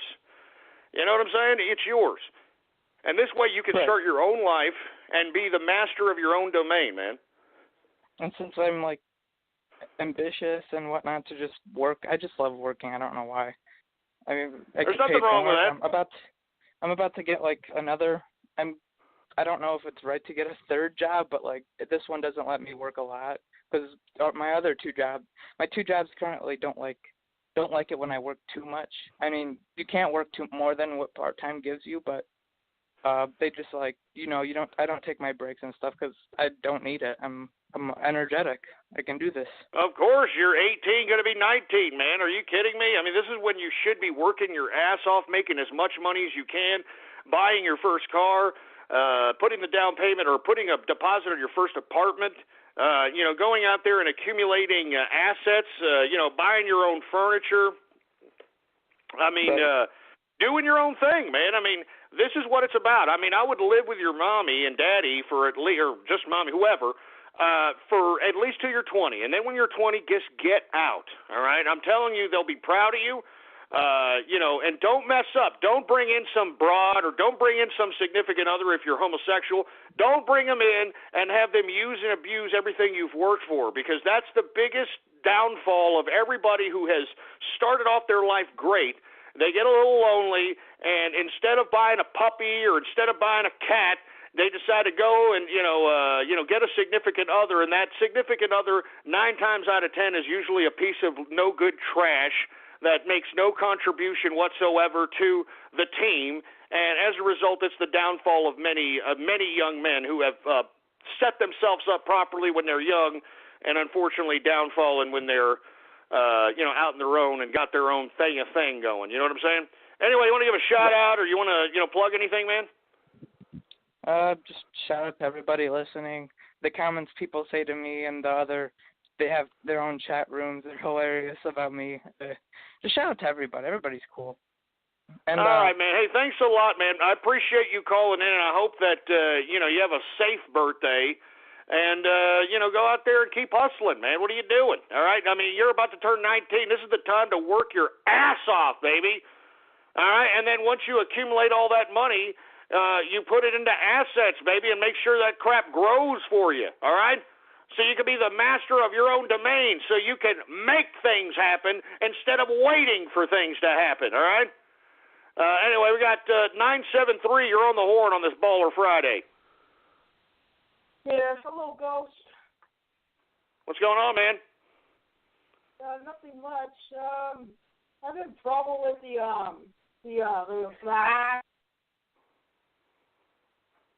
What the hell? What the hell is that? He just hung up after that. I'm having trouble with the what the hell is that about? Anyway, 813, what's going on? Hey, Ghost, how's it going? It's Metroid Junkie. Happy Baller Friday. How you doing, Metroid Junkie? Happy Baller Friday, man. What do you want to discuss, man? I'm doing pretty good. I don't know if you saw, but I tweeted to you about a new video that I actually put public right as your show was starting. I'm starting to work on the bureaucratic level. I'm also working on some other levels. I've got 6 altogether so far. Also, I have a serious question for you. Once I actually finish this, once I can actually release it, is it cool with you if I put a price tag on it, like $5 or something? Well, we'll talk about it. You know what I'm saying? We'll talk about it. Maybe, we can work out a deal or something. Maybe I could sell it. We could sell it. We can make a deal or something, all right? All right, that sounds good. No, seriously. I mean, I could probably, sell it a lot faster, than you can because of the avenues that I have. Point. So, yeah, you're a little bit more well-known than I am, so you could probably do better. Yeah, of course. So, yeah, man, when you get it done, we could take a look at it, man, and we could do something. I'm not going to obviously take 50-50 or anything like that. I just want a small cut of the change, and, you did all the work, you did all the labor. I'm just going to sell it. Saying. Yeah. Yeah, I'll hammer something out. Yeah, it's more like a sales commission and than anything else. You know what I mean? Yeah, that's fair. All right, man, no problem, and good luck with that, man. I mean, I know you've been working your tail off for a lot of years on that game, and we'll. I can't wait to see it. To be completely honest with you, man. You want to give a shout out to anybody? I guess I'll give a shout out to the chat room with Tub Guy, especially Jacob Green. As I said before, he has been a good help with me coming up with ideas for the game, so especially props to him. Awesome, man, awesome. We look forward to it, as a matter of fact, man. We look forward to it. Let's keep it going, man. I mean, because I'm going to try to take as many calls as possible. I didn't realize the time is ticking. I'm telling you, man. I mean, 2 hours go by like that, man. I mean, I'm telling you, here in the middle of the month, I'm going to go ahead and, make it the 3-hour show. I'm still trying to configure it with my schedule, folks, because you got to think, 3 hours. I got to take 3 hours, and then, some people are going to want post-show on the 4th hour. So I got to make sure that, I can calculate the activities that I do in my life and make sure to coordinate it with this show. And moreover, folks, yours truly this summer here, I mean, we're working on it as fast as we can. We're going to start putting up merchandise, and and to be honest with you, folks, we're not going to juice the hell out of it. I'm not here to, I'm not here to sit here and juice the show. I know there's a lot of fans, though, that really appreciate the show. They want some, keepsakes, widgets relating to the show. So we're working on that as we speak. The first widget that we are going to put out, though, folks, is basically I'm going to take the money proceeds from that particular widget, and I am going to put it back into the show. I'm going to make sure to announce contest for actual money. I'm serious. This is not a joke. This happened this summer for a variety of different things so that we can make this show even more interactive, so that we can give opportunities for folks to make some capital while listening to the True Capitalist Radio Show, folks. And look, I know there's been a lot of people saying that, hey, why don't you get a GoFundMe? Why don't you get a GoFundMe? I would donate $1,000. Listen, I don't do that. I'm a capitalist, all right? All right, I mean, you know, I'll sell a widget, all right, relating to the show, and proceeds from that are going to fund the endeavors that I'm trying to do, all right? And moreover, folks, I'm a one-man operation, literally, except the engineer here. But, I mean, come on, it's the engineer. No offense, engineer. But seriously, man, I mean, you know, we're trying to do this as quick as we possibly can out here. But when we finally do, and we finally put out this widget, we are going to utilize those proceeds right away once we start getting them, and we're going to make sure that we make the show much more exciting, much more interactive.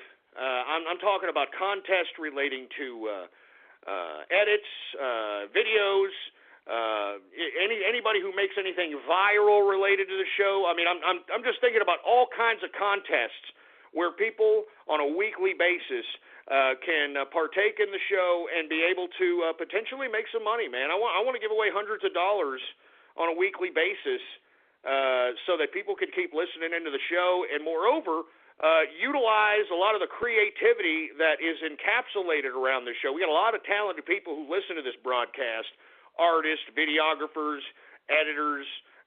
We've got coders, website IT people. We got scientists, believe it or not. So we're going to do a lot this summer, and we're going to give you the opportunity. I know we have a lot of people who listen on a daily basis. I just want to give a little opportunity for these folks to make some money, man. All right? And not to mention, a contest always makes listening to a radio show that much more fun. It makes it that much more fun, for Christ's sake. Anyway, let's keep it going, for Christ's sake. We're going to take a few more calls before we get into radio graffiti. So let's take a couple more calls and see what anybody wants to talk about on this Baller Friday edition, free format edition of the True Capitalist Radio broadcast, baby, all right? Who else do we got here? I've got Raiden Snake. What's going on to Raiden Snake? Hey, Ghost. It's a pleasure to speak to you again, my good sir. How you doing today, man? I'm all right, thanks. Just chilling out in this lovely, nice evening here in the UK. Hey, well, that's good to hear. It's still kind of raining off and on out here in Texas, man, depending on where you're at. This rain just won't stop, but it's good to hear that the UK is, a little bit better off. Well, yeah, true. I mean, there was a couple of things I want to mention, but I just want to get something off my chest first, because I don't know if you keep hearing about this on news reports every so often. You keep hearing about Kate Middleton? No, I have not heard about Kate Middleton. No, go right ahead. What about her? Well, there's nothing wrong with actually Kate Middleton, but what is annoying me quite a bit, and I'm getting sick of arguing this with and I'm not saying many people, but a few of them, keep constantly hearing this name, Princess Kate. I'm like, what? She's not a princess. She's a duchess. Yeah, well, yeah. Under the royal family monikers, she is not a princess. She is a duchess, and the reason is because I believe she's not within the lineage of the nobility. She was actually chosen from the merchant class, which that's what her father was. He was, I believe, a party store corporate mogul, if I'm not mistaken. Basically chose a daughter of the merchant class to merge with the nobility and the aristocracy of England, from what I understand. So I completely understand what you're saying. Are there people in the UK referring to Middleton as princess? Well, not really, apart maybe from a few school children, but obviously that's kind of understandable. But you're talking about maybe the American media, American people, those types, or anybody who outside looking in. Yeah, pretty much. No, I'm very aware of the monarch system of England. I'm not a very big fan of the royal family, to be completely honest with you, but I do know that Middleton is not a princess. She's a duchess. She is not a part of the nobility. If she was a part of the nobility, she would be a princess, from what I understand. But she is a part of the merchant class, And this is what makes this a marriage so original, to say the least, as it relates to the prince, picking a bride from the merchant class. Don't you think? Yeah, well, I've got nothing against it whatsoever. I mean, they're doing well. I mean, good on them. No, I hear you, man. I hear you. Well, no, I mean, we need to let this be known, because I know, unfortunately, Americans, instead of focusing on their own political process and their own system, they're so infatuated with the royal family because, I mean, let's be honest, they watched a lot of Disney. All right, I mean, they're the princess and Beauty and the Beast and all the prince. He's going to come over here and he's going to kiss me alive and all that crap. So when they see the prince and the duchess, they just automatically assume that she's a princess. You understand what I'm saying? And we know that the monarch system has its own system, has its own hierarchical system. And one more time, can you please let everybody know that this woman is not a princess? I can assure you she's not a princess, she's a duchess. Well, thank you very much. And I'm really glad that you brought that up, because it's very interesting. Go ahead. What were you going to say? I was going to say she's actually officially the Duchess of Cambridge. That is correct. That's what they... I wasn't really partaking in the festivities at the time. I was broadcasting when Kate married the prince.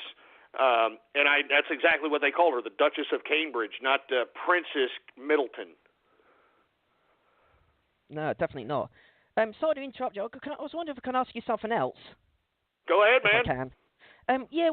Well, one thing, I'm not wondering if you saw the recent report about, was it the CEO of J.P. Morgan? Was it Jamie Dimon or Dimon? D-I-M-O-N? Yeah, Jamie Dimon. Jamie Dimon, yeah. He was obviously doing some conference with George Osborne about, apparently, the UK will lose jobs if we leave the EU. Well, I wouldn't doubt Jamie Dimon trying to push pressure on the infrastructure of the government of Britain to stay in the EU, because, to be completely honest with you, there's a lot of financial investments and instruments that Goldman Sachs has invested in the EU that, with all due respect, the Brexit vote could potentially put into a downfall. So this is why you've got Jamie Dimon sticking his nose where it doesn't belong as it relates to advising Osborne and, trying to let him know that, hey, they're going to lose a lot of jobs. I mean, they're trying to terrify Britannia from preventing them from voting Brexit. I mean, they're trying to, economic warfare. They're trying to claim that y'all are going to be isolationists. I mean, they've thrown everything out there. But I don't know if you read this. Did you know that Donald Trump is going to arrive in the UK the day before the Brexit vote? Actually, I did hear about it. Speaking of which, regarding Donald Trump, I'm not sure if you read a tweet I sent. I mean, initially I read this, I thought, okay, which is understandable, but he initially didn't understand what Brexit meant.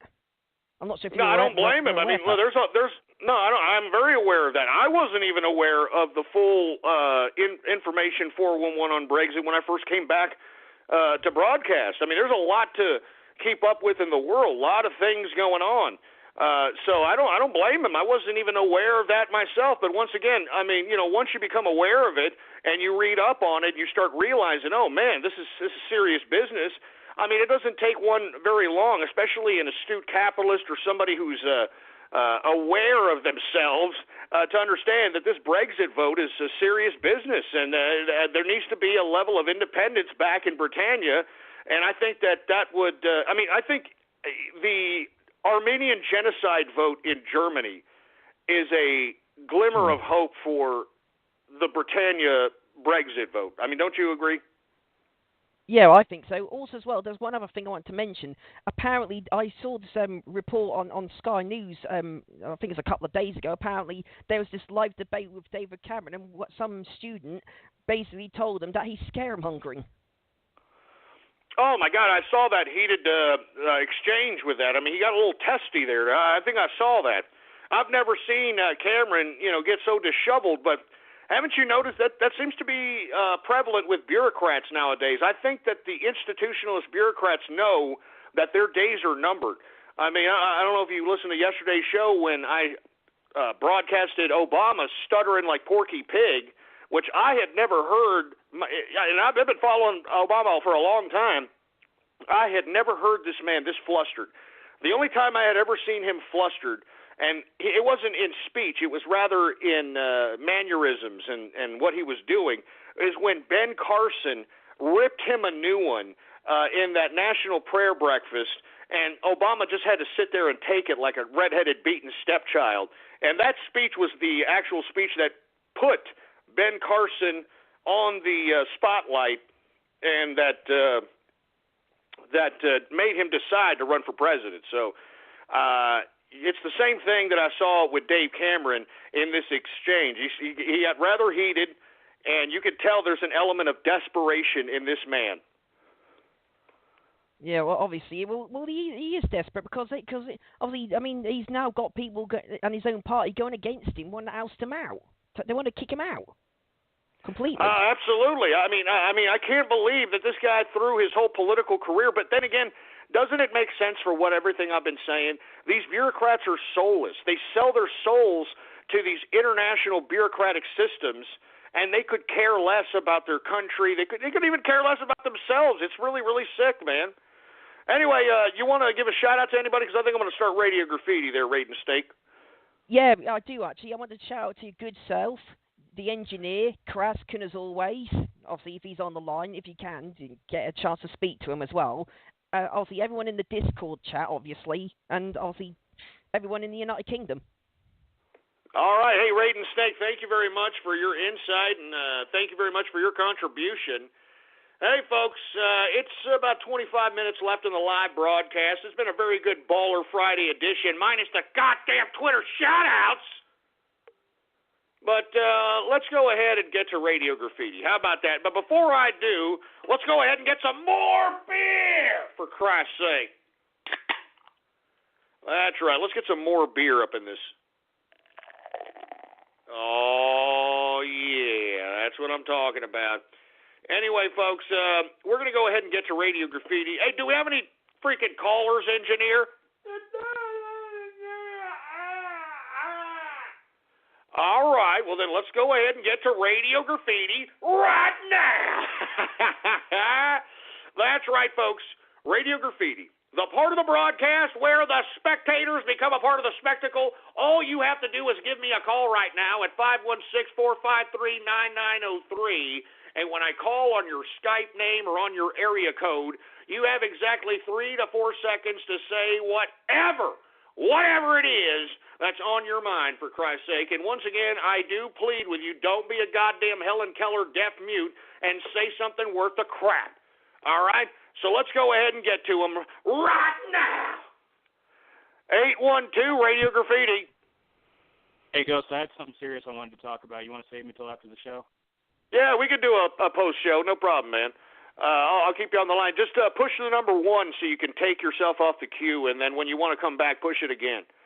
Thanks, man. Who else do we got going on here? How about 570 Radio Graffiti? Yeah, I have a question. I'm thinking about making a business, and it involves mining, going mining for the rice paddy. You have no legs. You have no legs. You lost them in them. Fucking be a fucking them. You lost your legs in them. Man, that's pretty bad when you have to laugh at your own joke, man. Seriously, I mean, was that really a troll? Did you really, wait for an hour just to say that? No, Jones. I just booed. I'll tell you what. I'm going to give you a call right now. Is this your home number? Oh, come on! Oh, come on! Why'd you hang up? Hey, engineer. Call his ass back! Call his ass back, for Christ's sake, man. I mean, look, I don't really care about the troll. I don't really care what he said. It's just he's just such an idiot. I hate idiots. I hate stupid people. And just him being stupid and an idiot and laughing at his own ridiculousness just pissed me off. That pissed me off more than what he said. So let's give him a call right now, all right? Give him a call.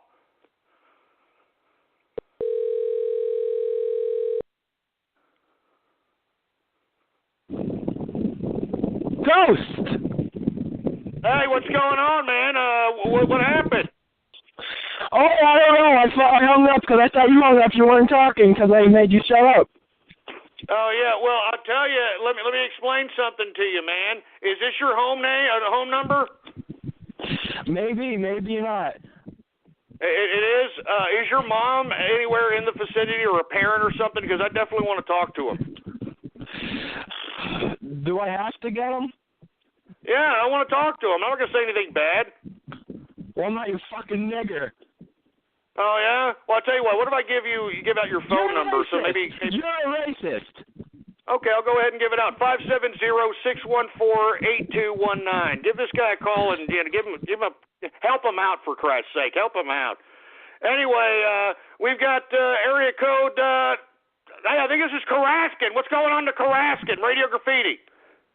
Hey, good to see you. And Braden, thanks for the shout out. I really appreciate it. Anyway, did you see the tweet that I mentioned to you about that challenge? The stupid Oh my God, I retweeted that, man. I retweeted that. I could not believe that fire challenge, man. I know, this is more dangerous than I thought. These teenagers have no idea what they're doing. Did you even hear that a 12-year-old child got burned himself, like fatal injury and all that, when attempting the fire challenge? Where the fuck are the parents, for Christ's sake? Seriously. I have no idea. I have no idea where the parents are. Probably at Applebee's, I guess. That's right. You're dead. That's right. Even Karaskin knows that they're at Applebee's, for Christ's sake. Hey, Karaskin, stay on the line. We'll bring you back for some post-show. All right, we'll bring you back for some post-show stuff, all right? All right, let's keep it going. How about Tango Whiskey, Radio Graffiti? I'm looking outside here at my office window, for Christ's sake. Not looking very good at all. Uh-oh. Is everybody hearing this? That's got to bounce out of here. No!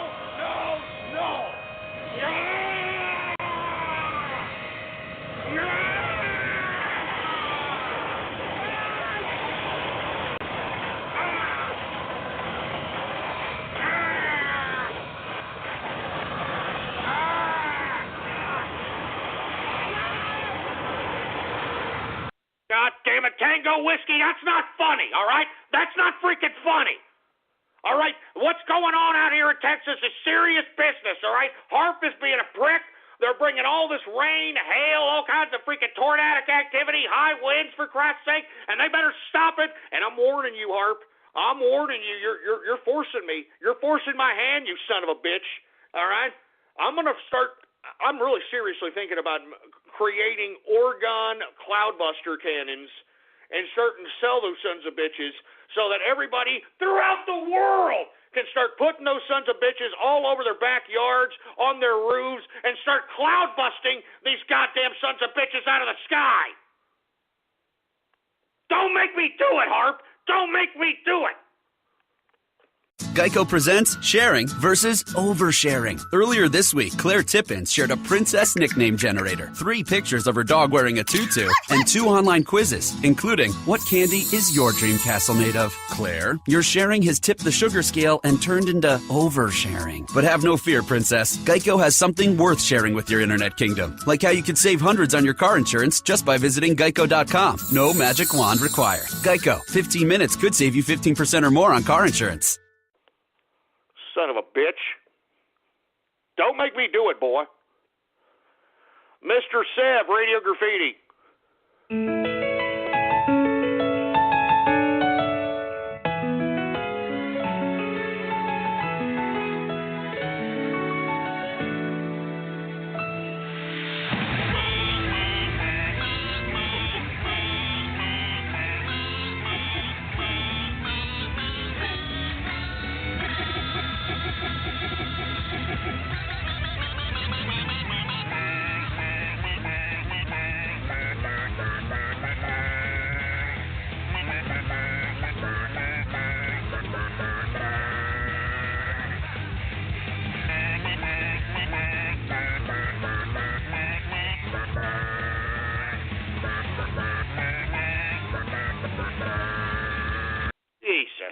nice with these freaking remixes, for Christ's sake, man. How many remixes are out there, man? How many remixes? You know, folks, I'm telling you, the funny part about this show is that even after the show's over, all right, there's so much content all over the internet, and a lot of it is user-generated. It's like a never-ending story. I mean, the amount of content that's out there, user-based, yours truly-based, I mean, that's just all over the internet, man. It's just like a never-ending story, man. I mean, that's why I've read a lot of people who have found the show, and as a matter of fact, more people have found the show prior or after I left than they actually did when I was actually broadcasting back in the day. One of the things that they like is the fact that they can go out and just find content. I mean, they just search for it all. I mean, there's just so much content related to the show, stories, people's perspectives, forum posts, for Christ's sake, videos, remixes, splices, unfortunately, and all this other stuff, man. That's what makes this show so great, all right? That's what makes this show so goddamn original, right? The True Capitalist Radio Show, the one and only True Capitalist Radio. And let me tell you, when I was gone, I know that a lot of people were trying to duplicate me, baby, but you can't do it. All right? You can't do it. You're only going to see a bad guy like this one time. One time you're going to see a bad like this. And you'll never see a bad guy like this again. I'll tell you that right now, man. Okay? You'll never see a bad guy like this again. Anyway, let's go ahead and get back to the broadcast, shall we? Oh, this is Rich, cuckold connoisseur, Radio Graffiti. It's anymore. It's anymore. It's all because we stick my girl's name and on it. We not. No, don't do that. I don't want to. Don't start that, folks. Let me tell you. Don't start that. You know, I used to have idiots that, I don't know what these people, they're on crack or I don't know what the hell their problem is, but these people would actually take my show and reverse it and claim to find like satanic messages or hidden suicide messages or something. I'm not joking. I'm not kidding around, man. I'm not joking. I mean, that was one of the few times that I actually flagged, some videos. Those are the videos because I don't appreciate that one bit. I don't appreciate that one bit. I mean, that's the last thing anybody needs to be, suggested in their head that yours truly is some kind of a sick-ass Satanist or some kind of crap like that. Give me a break. Don't start that crap, boy. Don't you dare start that crap. Jesus Christ. 219, Radio Graffiti. Trump, the faggy son of a bitch, probably getting bent over, done up the derriere by, Michelle Obama. You son of a bitch. Jesus Christ. How about 712 Radio Graffiti? Meet me at the Star Bar right now, you fucking pussy. Oh, yeah? I'll tell you what. I'll be out there on 6th Street here in about an hour and a half. You go out there and let me tell you something. My voice is very easy to recognize, boy. All right? I'm out there on 6th Street all the goddamn time. I'm very vocal, for Christ's sake. All right? Let me tell you something. You wouldn't be able to meet me, and if you did, boy, I'd beat the living bejesus out of you, all right? I mean, you have to understand, I get into bar fights for exercise, you sons of bitches, all right? I'm serious. I mean, I live out here in Austin, Texas on 6th Street. There's bar fights every goddamn hour on the hour, all right? Let me tell you something. When I am in a bar and I'm kicking back and I'm drinking some beer, as a matter of fact, let me drink some beer right now.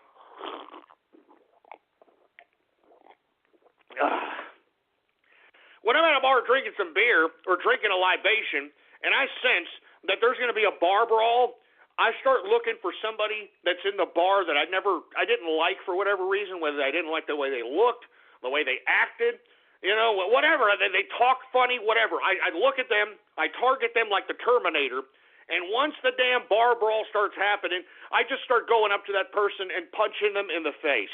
All right, I'm not joking. I'm not joking. I get into bar brawls for exercise. I'm not kidding around, boy. So don't mess around with me when it comes to that crap, boy. Don't you dare mess around with me. Son of a bitch. Templeton Sanders, Radio Graffiti. Oh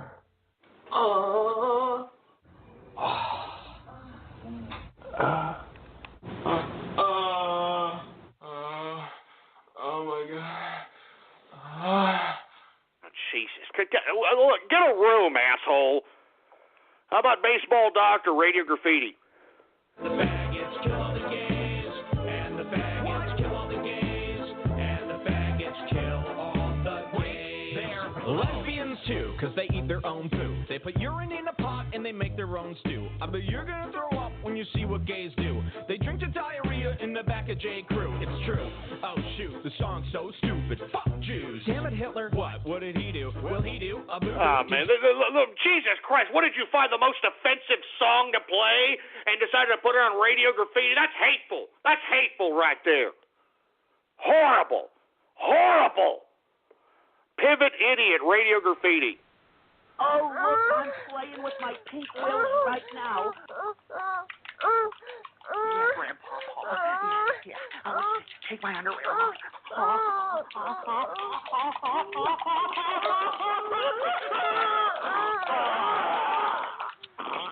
Man, y'all are sick bastards, man. I'm telling you, y'all are sick puppies. Y'all are not right in the head. Seriously, you are not right in the head. I blame your stupid parents, all right? I blame your stupid shitbird parents, to be honest with you. That's who I blame. I blame them. I blame them. There's something not right with you people. Y'all are not right, man. Anyway, Jesus Christ. Who else do we got going on over here? We got Thai Fruit Dragon, radio graffiti.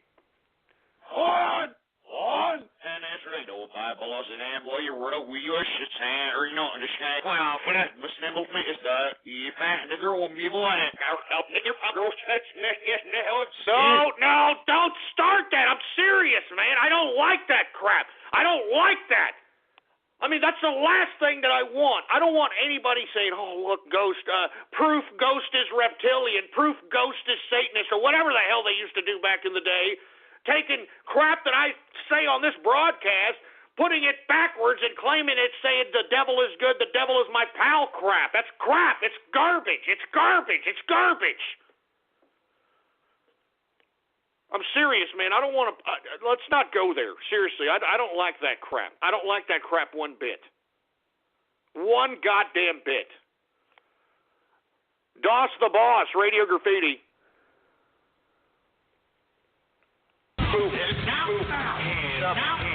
Back up. What are you gonna do? Now we back up. What are you gonna do?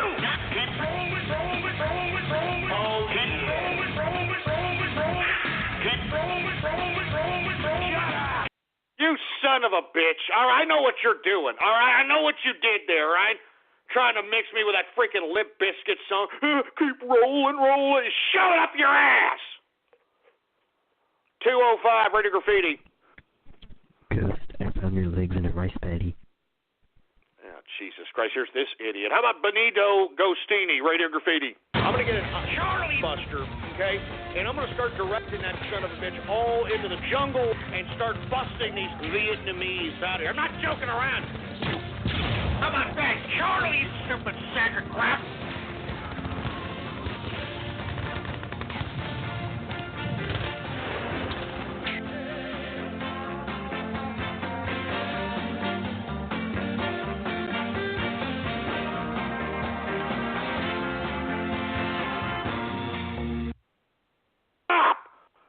What's the problem? Shut him up!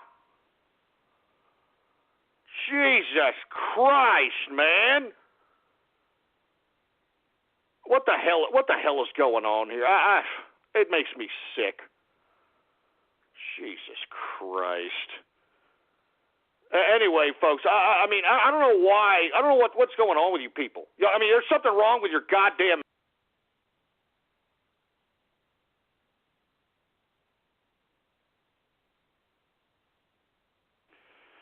Anyway, folks, once again, I don't even know if I want to continue doing this goddamn I'm going to be completely honest. I don't even know if I want to continue doing this broadcast, for Christ's sake. Alabama nigger and I want to be free. Hey! AACP. What the hell's going on? Drink, I don't cuss. I want to ride on the front of the bus. Oh, Jesus Christ.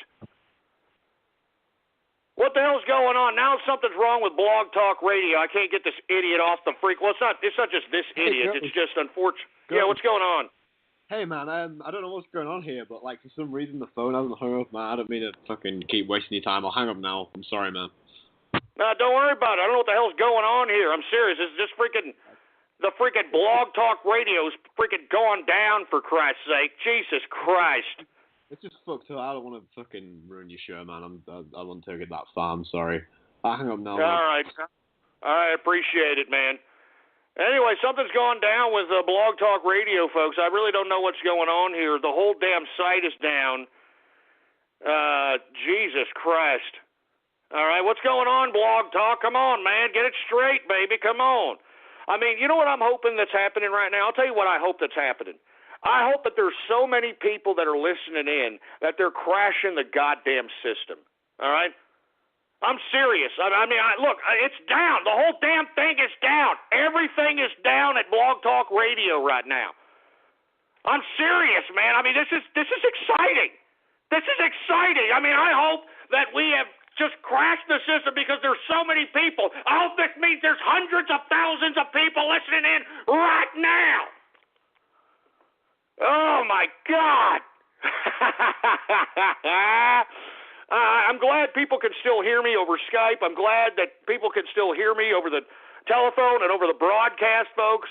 But right now, Blog Talk Radio is down. They're probably having some technical difficulties relating to the show. I mean, this is what I'm talking about, folks. I want so many people listening to this broadcast that we make this happen on a consistent basis, baby, all right? I'm serious. I'm not joking. Our numbers have been increasing and increasing. Now, let me tell you, right now we are having technical difficulties because for whatever reason, Blog Talk Radio is down. Now, I'm going to continue the broadcast here. We're probably going to go off the live broadcast here in about 5 minutes. I'm going to attempt to continue the broadcast, the post-show edition, but unfortunately, if I cannot get on to Blog Talk Radio, I'm not going to be able to call on anybody.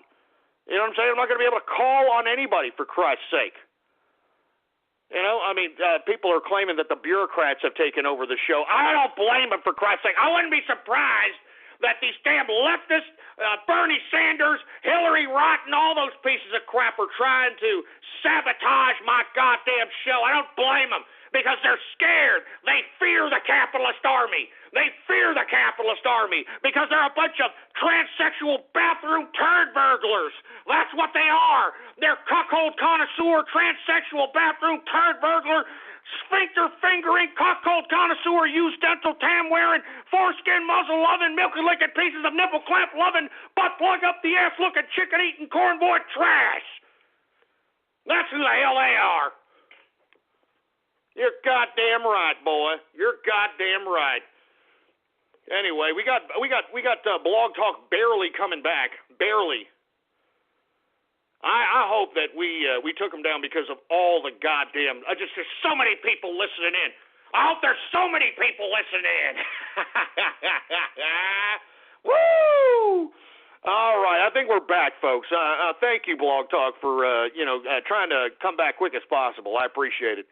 All right, let's keep it going, folks. We only got 3 minutes left. I will do a post-show edition of the True Capitalist Radio Show since we had this minor little detour here. So, once again, the only way you can hear that is at 516-453-9903, or directly after we finish the broadcast, you can hear it at blogtalkradio.com/ghost, all right?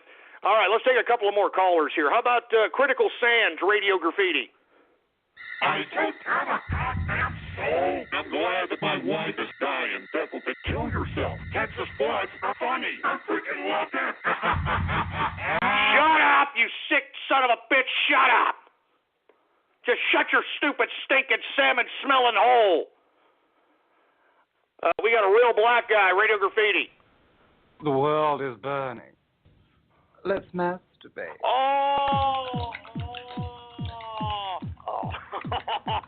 Jesus, get him off, for Christ's sake. That's disgusting. How about Boat 073, Radio Graffiti? Get him off, for Christ's sake, that's disgusting. All right, I think we're back, folks. Thank you, Blog Talk, for, trying to come back quick as possible. I appreciate it. You son of a bitch. All right, I know what you're doing. All right, I know what you did there, right? Trying to mix me. Jesus Christ, I just freaking said that! I just freaking said that, for Christ's sake, man! I mean, good, you internet butt stockers! I mean, good God! Good God. Anyway, let's take one more caller before we end the live show here. How about Josh Goldfingers, Radio Graffiti? How do you do it? What's your secret? Well, you see, once upon a time, there was Grimace Island. One day, black people came to the island and were mean to the friendly Grimace. Oh, Jesus Christ. Anyway, folks, look, we're about out of time of the True Capitalist Radio Broadcast live show. If you want to tune into the broadcast post-show edition, the only way you can do that is if you call 516-453-9903 right now and listen to us while you're on hold on the phone, or you can listen to us once again at blogtalkradio.com/ghost directly after the post-show edition. And if you haven't already done so, folks, please follow me on Twitter. Politics Ghost is the name to follow. All one word, no underscores, folks. Politics Ghost. Once again, I hope you all have a great Baller Friday, and I hope that you'll have a great, safe weekend. I will be back Monday, 4 p.m. Central Standard Time. Follow me on Twitter to see if we possibly have a weekend show. Long live the capitalist army, baby! And remember Operation Barrel Roll! Remember Operation Barrel Roll!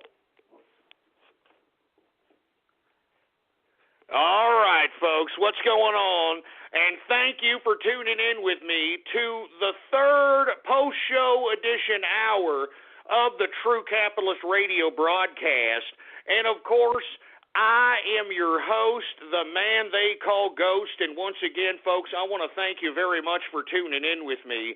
Hey, folks, I am really glad, I wouldn't say glad, but, it was a little sense of optimism to know that possibly Blog Talk Radio may be having technical difficulties because of the amounts of live streaming that is happening pertaining to this show, all right? I'm serious. I actually believe that possibly could be the problem, all right? Woo! All right, folks. All right. Anyway, folks, I want to go ahead and continue this Baller Friday edition. I'm having a great time, minus a couple of the trolls out here. I'm having a great time. I've had some great calls, for Christ's sake. I hope everybody's having a great time on this Baller Friday edition. Anyway, once again, before I get into anything else, I want to encourage everybody to partake in Operation Barrel Roll. It's that damn important. I mean, take a look at how these dumbass leftist pieces of trash acted yesterday at the damn Trump rally in San Jose, for Christ's sake. They acted like a bunch of idiots, violent morons. And that's why Operation Barrel Roll is so goddamn important, and that's why you need to partake in it. And the only thing that you need to do is, if you're a part of the capitalist army or if you're a part of the Trump train, all you have to do is get yourself a social media account under the moniker Bernie Army, all right, under the moniker the Bernie Army, and go out and agitate the goddamn Democrats, all right? All right? Just agitate the goddamn Democrats, for Christ's sake. Agitate them all. Agitate Hillary Rotten Clinton. Agitate Joe Biden. All right? Pump out propaganda. Let's make these liberals eat each other. Let's have the episodes that happened at the Trump rally in San Jose yesterday. Let's make that happen for these Democrats, all right? Let's make that happen at these Democratic rallies. Let's make it happen at the Democratic convention, boy. That's why I'm talking to you. I'm calling on you. It's time for you to get off the sidelines and get on the front lines. It's time for you to partake in Operation Barrel Roll so that we can make these Democrats eat each other and solidify Donald Trump as the President of the United States. We need to solidify it, boy. We need to make America great again, boy. You need to start getting politically active, and you need to start doing it now, baby. Now. So go ahead and join Operation Barrel Roll. Get yourself a double agent incognito Bernie Army social media account and go out and just pump out propaganda, baby. Just pump out that goddamn propaganda. And let me tell you, I cannot wait to see these goddamn liberals eat each other. I can't wait to see them eat each other. I can't wait, for Christ's sake. Anyway, folks. Anyway, let's go ahead and get to some callers here, folks, all right? Once again, we're going to go ahead to post-show Radio Graffiti, all right? Post-show Radio Graffiti. And look, this is a Baller Friday. So if you want to conduct yourself in Radio Graffiti, or if you have a question, you want to discuss something, go right ahead. I mean, this is the kind of free format show that we have going on today, especially on the third hour. So let's go ahead and get to the post-show Radio Graffiti right now. Once again, if you've got some kind of a question or anything like that, just go ahead and say it, baby. All right, let's keep it going. Dark Sword Radio Graffiti. Well, I wrote this song for the Christian youth. I want to teach kids the Christian truth. If you want to reach those kids on the street, then you got to do a rap to a hip-hop beat. So I gave my sermon an urban kick. My rhymes are fly, my beats are sick. My crew is big and it keeps getting bigger. That's 'cause Jesus Christ is my nigga. Oh, my God. Are you kidding me, for Christ's sake? Did some stupid Christian actually believe that was actually going to help the Christian cause, being a goddamn racist piece of trash? I mean, give me a freaking break, man. Give me a freaking break. Jesus Christ. Templeton Sanders, Radio Graffiti. This is True Loner Radio. True Loner Radio.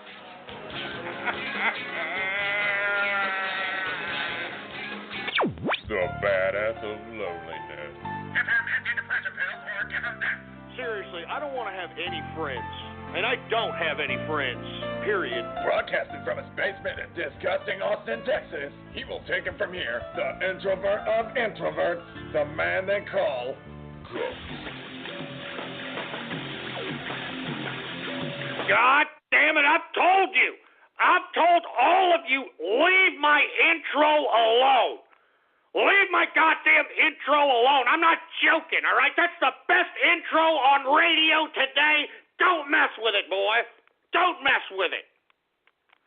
The best intro on radio today. Jesus Christ. How about 682 Radio Graffiti?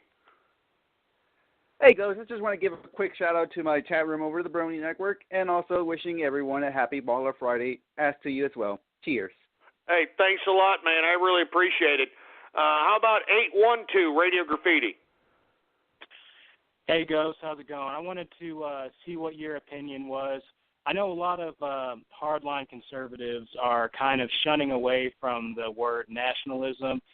You utter it in any serious context, and they immediately like to say, oh, you're a Nazi, Nazi, Nazi. But in my opinion, nationalism has replaced conservatism as the cornerstone of right-wing politics, because conservatism, has failed to take care of the people who put them in power over the last few years. So I wanted to see your opinion on the term, and if you think it's detrimental or if you think it's the future of the right-wing spectrum. Well, that's a very good question. To be completely honest with you, I think it's a tad bit detrimental because of the definition that you just suggested. Nationalism is one of the things that people think about when they think of Hitler, when they think of Mao Zedong China. China, believe it or not, during Mao Zedong's rise to power, he utilized nationalism combined with Marxism to be able to take power. So, of course, nationalism has a little bit of a taboo connotation, but I don't believe what Donald Trump is pushing forth is pure nationalism per se. I believe that Donald Trump is a global free trader, but he's talking about fair trade. He knows what's happening here. He knows that what has happened is that our country has been taken over by international bureaucrats who don't really care about the country. I mean, just take a look at our trade deals, for Christ's sake. I mean, we, the United States, and our consumption have created China. We've created other countries because we've consumed their goods. We've sent our means of production over there. We've sent our jobs over there. All right? And what I don't understand is why is it nationalism? Because Donald Trump wants to renegotiate those trade deals.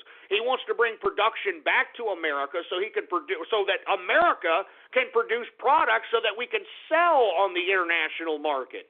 I don't think that it's nationalism. I think that it's more of a America first foreign policy, American first trade policy. And that's really what everybody else is doing across the world. It's just that everybody's sucking on our teeth. Not just sucking on our teeth, they're parasitic. They're being parasitic, and the reason that they're being parasitic is we had these damn liberal and not just liberal, conservative, so-called conservative politicians sell us out. They just completely sold us out, and that's what makes Donald Trump's presidential nomination so crucial. This is why this man needs to be president. I don't think it's nationalism per se. I think it's more of an American approach towards the international community instead of being the police of the world, instead of being the piggy bank of the world, instead of being the people that everybody uses and abuses. We are going to make America great again. We are going to be the bastions of capitalism. We are going to produce products that the world is going to want again. And this is really what it comes down to. I mean, I mean, nationalism as I see it is like Mao Zedong's China. Like I said, Mao Zedong utilized communism with nationalism. I mean, nationalism was the pinnacle of Mao Zedong's success into unifying China. I'm serious, man. So I don't think that it's a new definition of conservatism. As a matter of fact, I think conservatism is dead. I don't think there's any real conservatives anymore. I mean, I dropped conservatism a long time ago because it's hypocrisy. Every conservative that the conservative movement backed up was a complete and utter disgusting hypocrite. And I'm sick and tired of that crap. And that's why I was like, you know what, screw conservatism. It's all about capitalism. Because in capitalism, it's all about economics. You know, there ain't no politics involved relating to, the social ramifications of a society. It's all about money, baby. And it's all about the ability for a capitalist to be able to have the freedom to make the money that they want without regulation, without taxation, without government oppression. And let me tell you, you could be homosexual, you could be lesbian, you could be a tranny, you could be a Satanist, you could be anything you want in capitalism, just as long as you're paying for your own lifestyle and just as long as you're paying taxes. I mean, you are a contributing member to society, regardless if you're self-absorbed, regardless if you're a jerk, regardless of whatever the case might be. If you are working and you are collecting a paycheck for whatever labor that you are doing and paying taxes, you are way above those that are sucking off the government teat via government entitlements. All right? I mean, you are part of the machinery that makes government work, and that's what capitalists need to start understanding and recognizing. That capitalists, we own these little people in government. We own them. They belong to us. And let me tell you something else. These people that are collecting government entitlements, for Christ's sake, we are in our moral, ethical, and legal right to demand that money back from each and every one of those people that committed fraud and waste on our tax dime. We are in our moral and ethical and legal right to demand it out of their ass. And that's all there is to it, boy. All right, I'm serious. I don't believe nationalism is the new conservatism. I just believe that the America First is the new foreign policy, economic policy, and political policy of Donald Trump. All right? Anyway, good question. Thank you for calling, by the way. How about 646 Radio Graffiti? Hey, good. Speaking of Vietnam, my friend Charlie wanted to say he was happy his father blew your legs off at Vietnam. Now, shut up, you stupid, fruity-sounded bastard. How about 210 Radio Graffiti?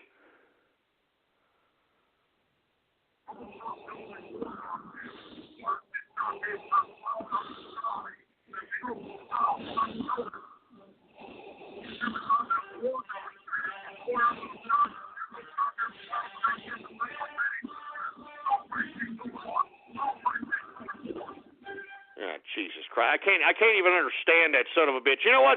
More beer, for Christ's sake. We need some more beer. Oh, yeah. It's a Baller Friday, baby. What do you expect? It's a Baller Friday. I hope you are enjoying your Baller Friday and basking in your capitalist success throughout the week. Oh, yeah. That's what I'm talking about, man.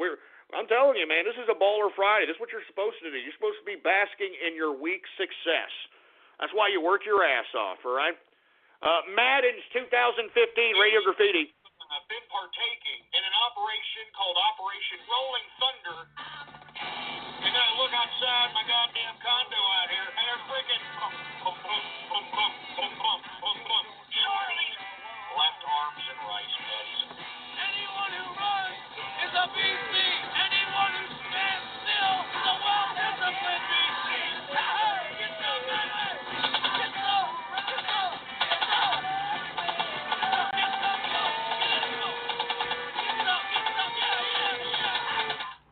God damn it. I can't. I'm sick. No more of us being fucking now. I told you no more about being fucking them. Don't you understand that, you dumb scumbags? I told you all. No more about being fucking them. You piece of crap.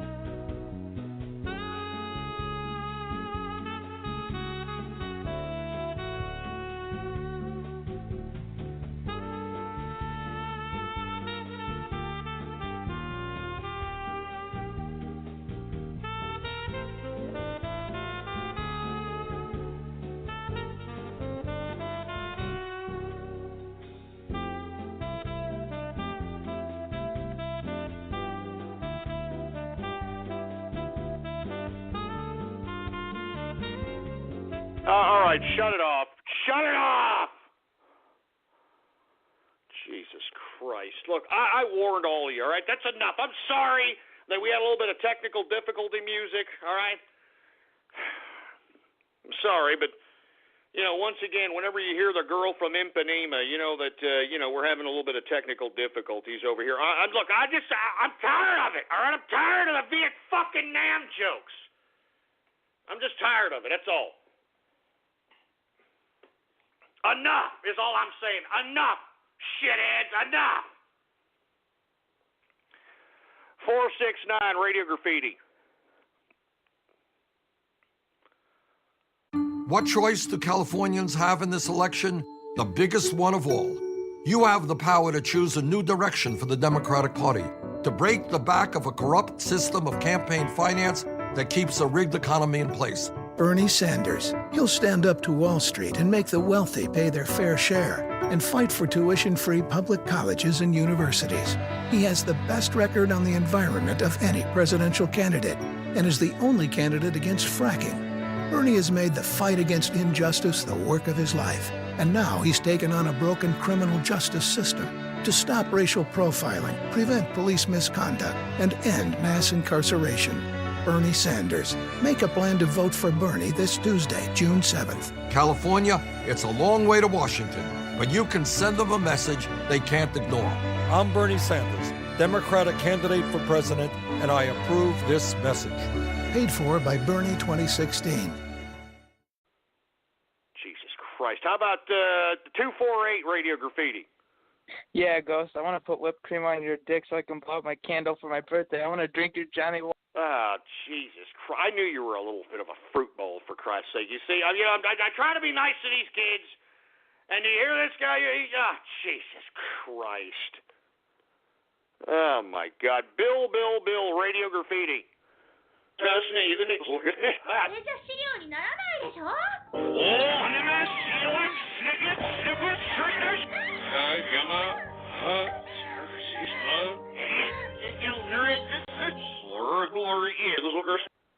Look, why are y'all doing this, man? Look, I'm serious. This is not a joke, all right? I know, everything's kidding around. Do not do that, man. People take that garbage serious. All right, they actually believe that, if there happens to be something that sounds like something backwards, that, he's a devil worshiper. Oh, he worships the devil. He's sending me devil worshiping messages. I don't want it. I'm serious, man. I mean, this happened some years ago, and people really started getting freaked out and started getting turned off of the show because you had a couple of assholes out here saying, oh, look, proof Ghost is reptilian, proof Ghost is a Satanist. And they're taking clips of the show, playing them backwards, for Christ's sake, and saying that it says something that it doesn't. So don't start. I'm serious. This is serious. I'm not joking. Don't do it, man. Don't do it. We're trying to get more people to listen to this broadcast, man. Not freaking be shunned away from it, you jerk. Jesus Christ. How about... Why am I Radio Graffiti? Van Darkholm. Shove it up my butthole. Get naked. Relax. Oh, Jesus Christ. That's good. It's so fucking deep. I'm fucking coming. Up my gas. No.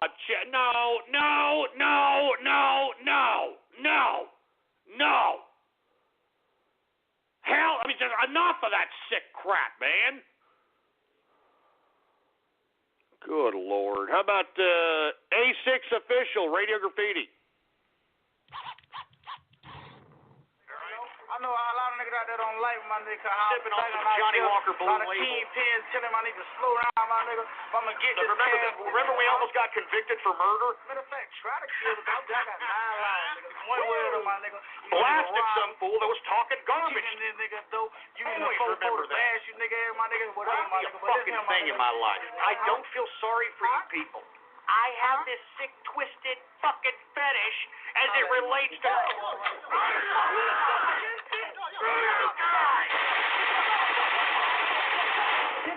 Jesus, what the hell is that crap? What the hell was that? What in the blue hell was that?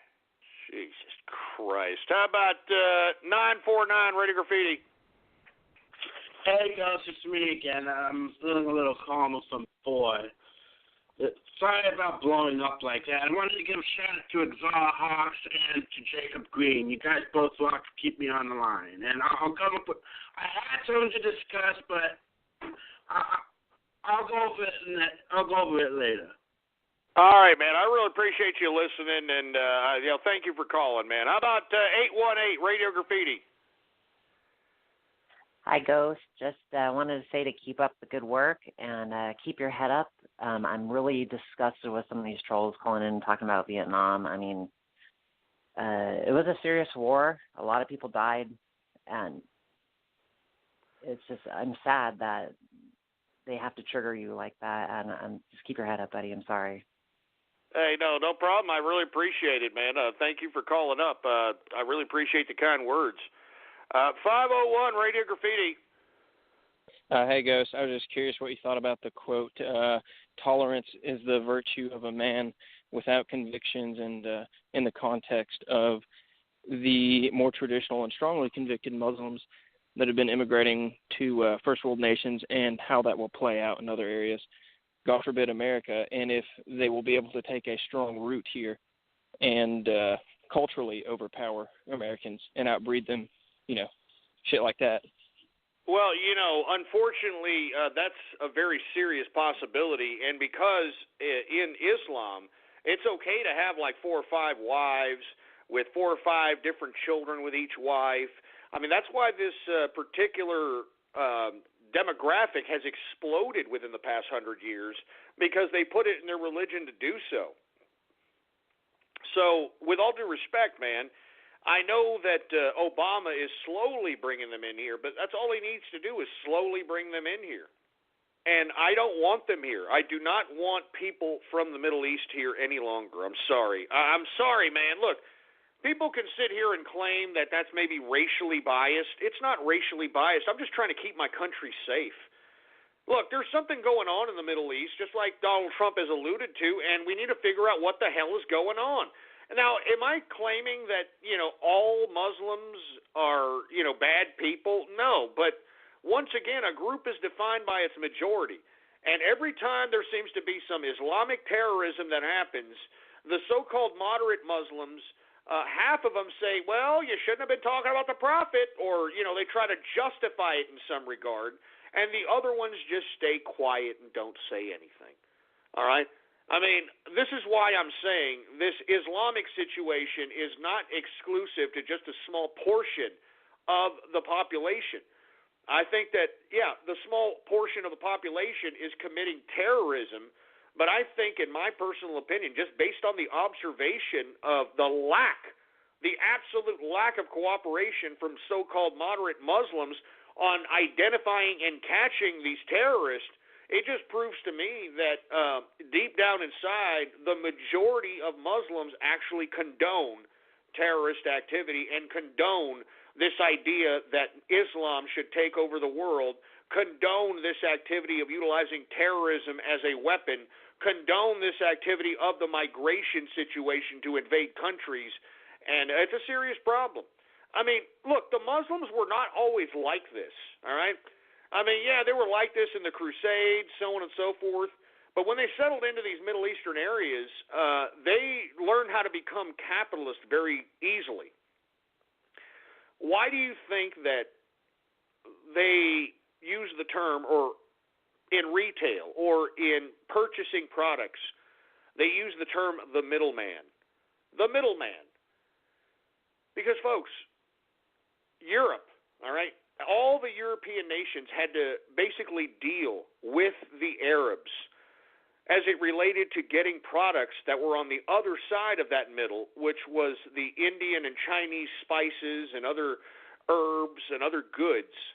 And they would actually have to pay more of a price because the Middle East was in the middle. And believe it or not, that's what really made most of the money of, and not to mention that sustained the continuity of Islam for 1,000 years, was the fact that they became capitalist and they sustained their countries through trade. I mean, the whole term Arab trader, it used to be a bad connotation. It used to be a racist term. Believe it or not, back in like the 50s and the 40s, like, oh, he's worse than an Arab trader, He's worse than an Arab trader. I'm serious, man.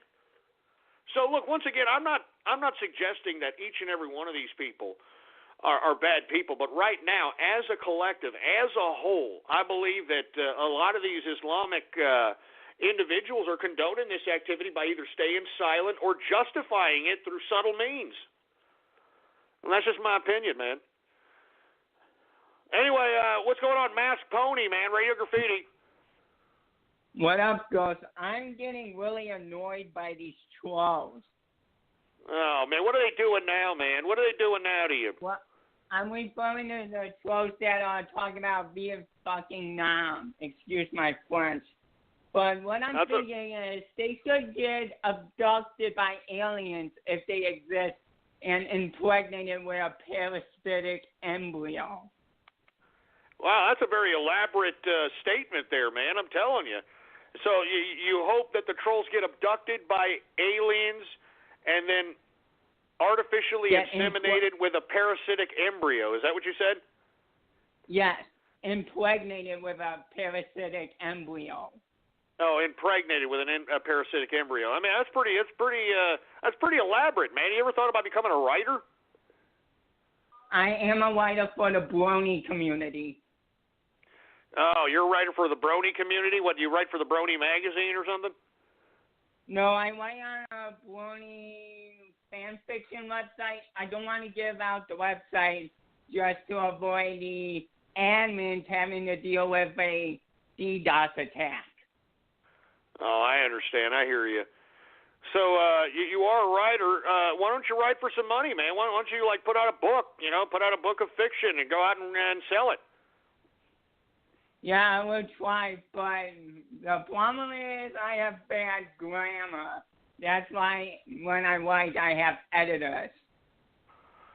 Well, if you have bad grammar, just try to write. Even if you're just writing for the sake of writing, practice makes perfect, man. And not to mention, use the thesaurus. You ever heard of a thesaurus? Nope. Yeah, there's a thing called a thesaurus, which is the counterpart to a dictionary. And you can find a thesaurus online, and if you want to use a word, but you want to use a better word, but you don't know a better word to use except that simple word, you can type it in the thesaurus. It can give you other words relating and basically meaning that same word, so you can articulate yourself a little bit better as it relates to your vocabulary and grammar. And as it relates to grammar, there's really not much to learn in grammar other than making sure that you put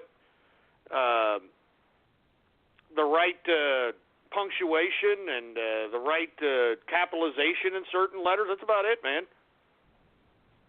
Right. Anyway, you want to give a shout-out, Masked Pony, man, and you give one more little warning to these trolls here? Shout-out to Coascus, Teutonic Flex, and the guys from United Kingdom. Shout-out to them, and shout-out to Ashel.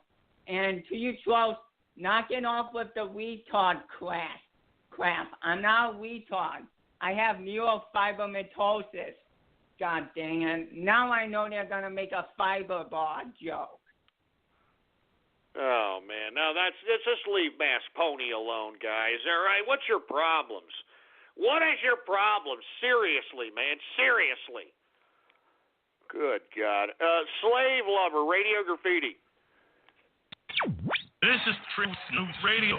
Truth News Radio. I am your host, the man they call Ghost. The baddest of boring topics. Give them sleeping pills, or give them death. That's it. Period. Broadcasting from his flooded office studio in downtown Austin, Texas. And now he'll take it from here. Your host, the baddest of shitty topics. The man they call Ghost. Yeah, shove it up your ass, all right? If you don't like it, why are you listening? Why are you listening, then, if you don't like it, you sorry sack of crap? I'll tell you why you're listening, boy. Because I'm providing substance upon substance upon substance on this show, for Christ's sake. I'm shooting pearls, for Christ's sake. I'm creating capitalists, all right? I'm creating Trump voters, baby. That's what I'm doing. I don't know what the hell you doing. You people are freaking waxing your carrot to freaking cartoons, you cartoon fetish freaks. All right? While the rest of us out here are capitalizing, baby. We're capitalizing. And I'm telling you, all you people that are sitting there tickling your ass cracks doing nothing but trolling, doing nothing but putting large pieces of furniture up your anal passage while watching cartoons. Let me tell you something. One day, by God, one day you people will be shining the capitalist shoes, boy. And let me tell you something. You're going to shine our shoes, and you're going to like it. You're going to like it. So spit shine that shoe, boy. Spit shine that shoe. Spit shine that shoe, boy. That's right. 435, Radio Graffiti. Hey, Ghosty, Baldy. Would you like to try out the diarrhea milkshake that I created for you? It tastes so good. Gee, you sick son of a bitch, for Christ's sake. 501 Radio Graffiti. Oh, just leave me on again. Sorry. Oh, my bad, man. Push 1 so you're not in the queue, man. 856 Radio Graffiti. Name something a nude magician might pull a rabbit out of. Your penis. Yes, I freaking love this game, Danny. Yes. That's just horrible, man. That's just horrible. Come on. That's just horrible. 603 Radio Graffiti.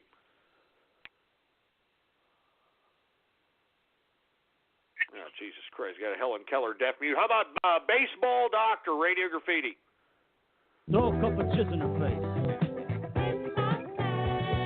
Throw a cup of jizz in her face. Black or white or yellow, brown. Drink protein when you hear the squirting sound. Fucking those lips up and down. Use your mouth to make you drown. Spit it out. Don't swallow my syrup. Get ready, broad, and pull that hair up. Stick your neck out. Here comes my waist. Throw a cup of jizz in her face.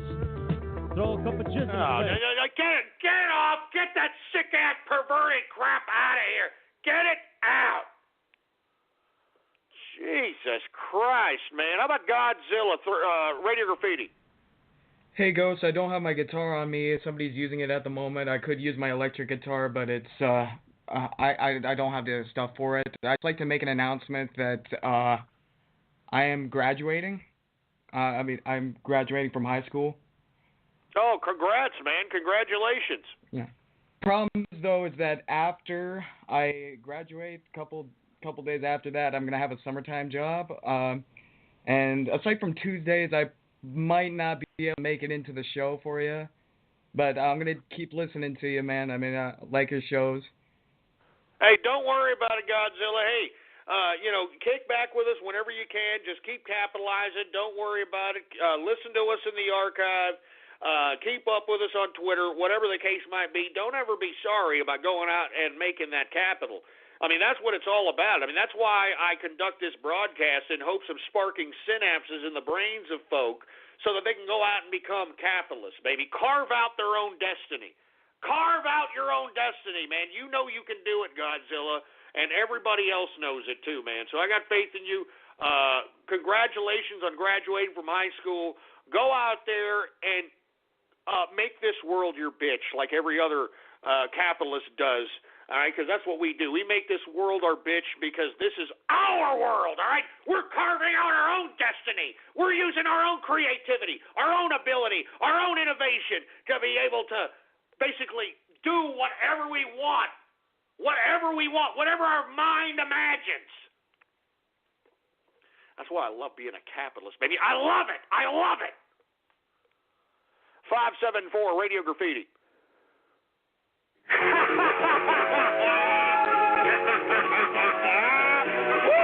it on, engineer. Throw that beat on. Throw it on. I'm a bad man. Yeah. I'm a bad man. Yeah. I'm a bad man. I'm a bad man. I'm a bad man. Yeah.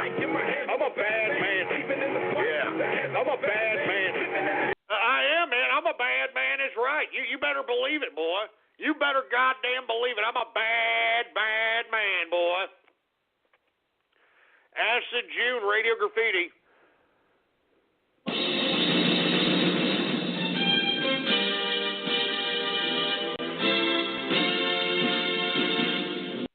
Vietnam đi chung lòng yêu quân bước chân dồn vang trên đường ân người ta cờ in máu chiến thắng vang hồn nước chúng quay cao trên khúc quân vì ca.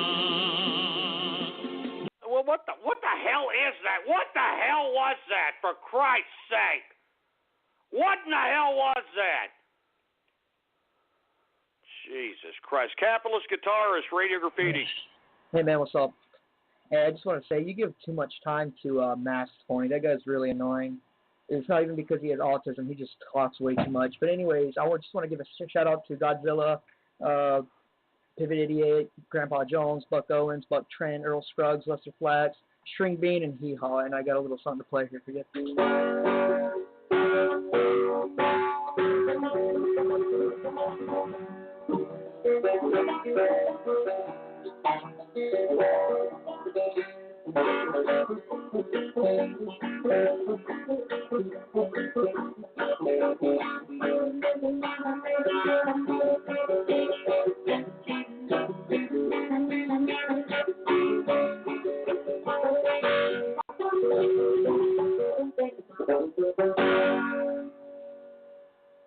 That's pretty good, man. I'm telling you, I was doing a little hoedown right there, baby.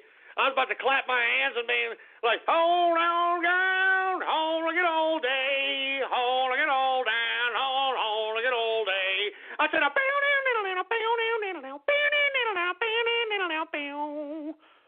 anyway, folks, I've got Templeton over here. He's telling me to get the hell off the radio show here. Hey, Templeton, what's your problem? What's your problem? Huh? What's your problem? What is it? What's wrong, Templeton? Is it time for me to get off? Is that it? You want me to get off the freaking show? Is that it, Templeton? Oh, he's crying. Don't cry, Templeton. Good Lord, don't cry. Anyway, folks, it's been a pretty good Baller Friday, to say the least, folks. All right, let me open up one more beer before I say my goodbyes here to the folks out here. Stop crying, Templeton. I'll hold on. I'm almost gone. You see, this Templeton, whenever I do an extended third hour, he really doesn't like it.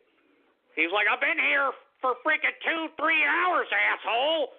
Pay attention to me. Anyway, folks, I want to thank everybody for tuning in with me. Once again, follow me on Twitter, folks. Politics Ghost is the name to follow. All one word, no underscores. Politics Ghost, all right? All right, I'm serious. Follow me on Twitter. What are you doing? I mean, and moreover, you'll be the first one to know whether or not yours truly is going to conduct a possible, once again, possible weekend broadcast, all right? I mean, it depends on my personal schedule, and it depends on how much rain we're going to get out here in Austin, Texas, for Christ's sake. And moreover, folks, if you haven't already done so, please bookmark the official website of the True Capitalist Radio Show, blogtalkradio.com/ghost. That's blogtalkradio.com/ghost, folks, all right? Every episode that I have ever conducted since 2008 is there for download absolutely free. Absolutely free, baby. So you can go back in history. You can go back in time and take a look at every prognostication that yours truly has prognosticated. All right? I'm the prognosticator of prognosticators, baby. You understand that? I mean, everybody knows that on this internets, baby. Everyone knows that on these internets.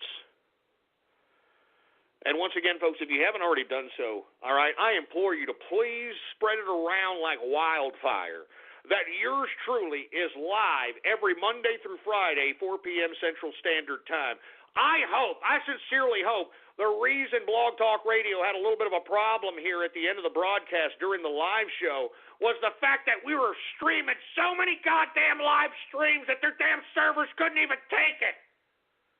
They couldn't even take it, baby. That's why I need you. I need you. I need you to spread it around like wildfire and let everybody know that True Capitalist Radio is in effect in the house, 4 p.m. Central Standard Time, baby.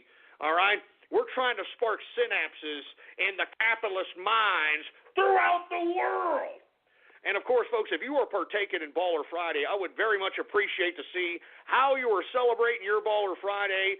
So, by all means, tweet at me some pictures of how you're celebrating. Politics Ghost is the name.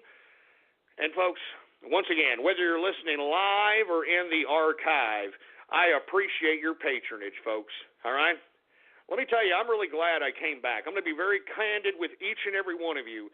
Aside from the trolling, aside from these troll terrorist cyber vermin ass cracks, I'm going to be completely honest with you. I am very glad I came back. I am going to stay back no matter what, all right? No matter what, for Christ's sake. So, as you can see, I've been very consistent on this broadcast. I've been coming up here every single day, 4 p.m. Central Standard Time, Monday through Friday, and I will continue to do so, folks. So long as you folks continue to listen, so long as you folks continue to spread it around like wildfire, so long as the capitalist army is conducting operation, so long as we are continuing to push for Donald Trump to become president, I am going to be here, baby. I am going to be here. So once again, folks, I want to thank everybody for tuning in with me, all right? Now, you're probably going to hear Templeton because he's sitting here crying. He knows that this is around the time we leave out of here, and he likes to go outside, and he likes to go commiserate with the people out here.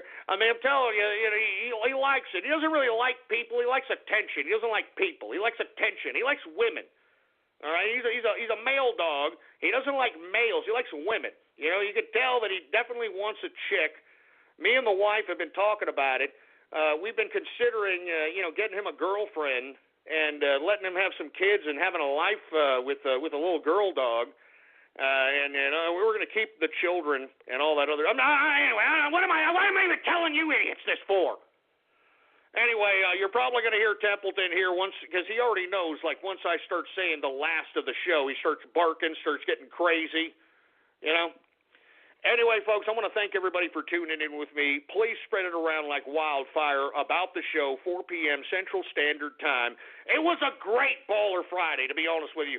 Aside from the trolls, aside from the cyber vermin, this was a great Baller Friday. I've had a great time. I love the calls that came in. I really appreciate the folks that gave us a little insight on their lives, especially that young gentleman that gave some advice to other folks to basically make their lives better and prove that yours truly is shooting pearls to you people, and that people are actually listening to what I'm saying and making freaking money. They're listening to what I'm saying and they're making freaking money. What's your excuse? What's your excuse?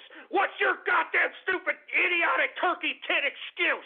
What's your excuse? Because that's all you folks have, huh? Lots of excuses. Excuse after excuse after goddamn stupid dog farting fetish excuse. Anyway, folks, follow me on Twitter, because I'm not sure if I'm going to have a weekend edition. I don't know, so don't sit here and obligate me for that. I hate when you people tweet at me and say, hey, I thought you were going to have a weekend show. Hey, it's a possibility, ass clowns, all right? I got a life. I got a freaking life out here. Anyway, folks, I want to thank everybody for tuning in with me. blogtalkradio.com/ghost. Bookmark the website. Thank you very much. I'm out of here. Great Baller Friday. Great free format edition. I can't wait for the next one. Anyway, folks, I am out of here. Long live the capitalist army, and death to socialism, death to feminism, death to communism, and death to totalitarianism. Isn't that right there, Templeton? Isn't that right, Templeton? Death to communism. Tell them. Death to communism. Death to communism. Death to communism. Death to communism. That's right, Templeton.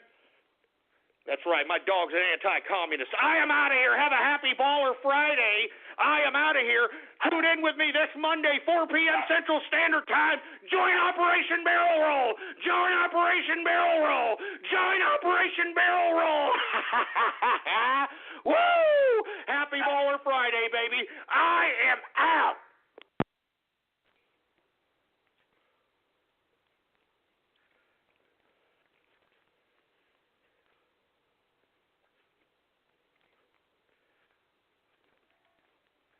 Geico presents sharing versus oversharing. Earlier this week, Claire Tippins shared a princess nickname generator, 3 pictures of her dog wearing a tutu, and 2 online quizzes, including what candy is your dream castle made of? Claire, your sharing has tipped the sugar scale and turned into oversharing. But have no fear, princess. Geico has something worth sharing with your internet kingdom, like how you could save hundreds on your car insurance just by visiting geico.com. No magic wand required. Geico, 15 minutes could save you 15% or more on car insurance.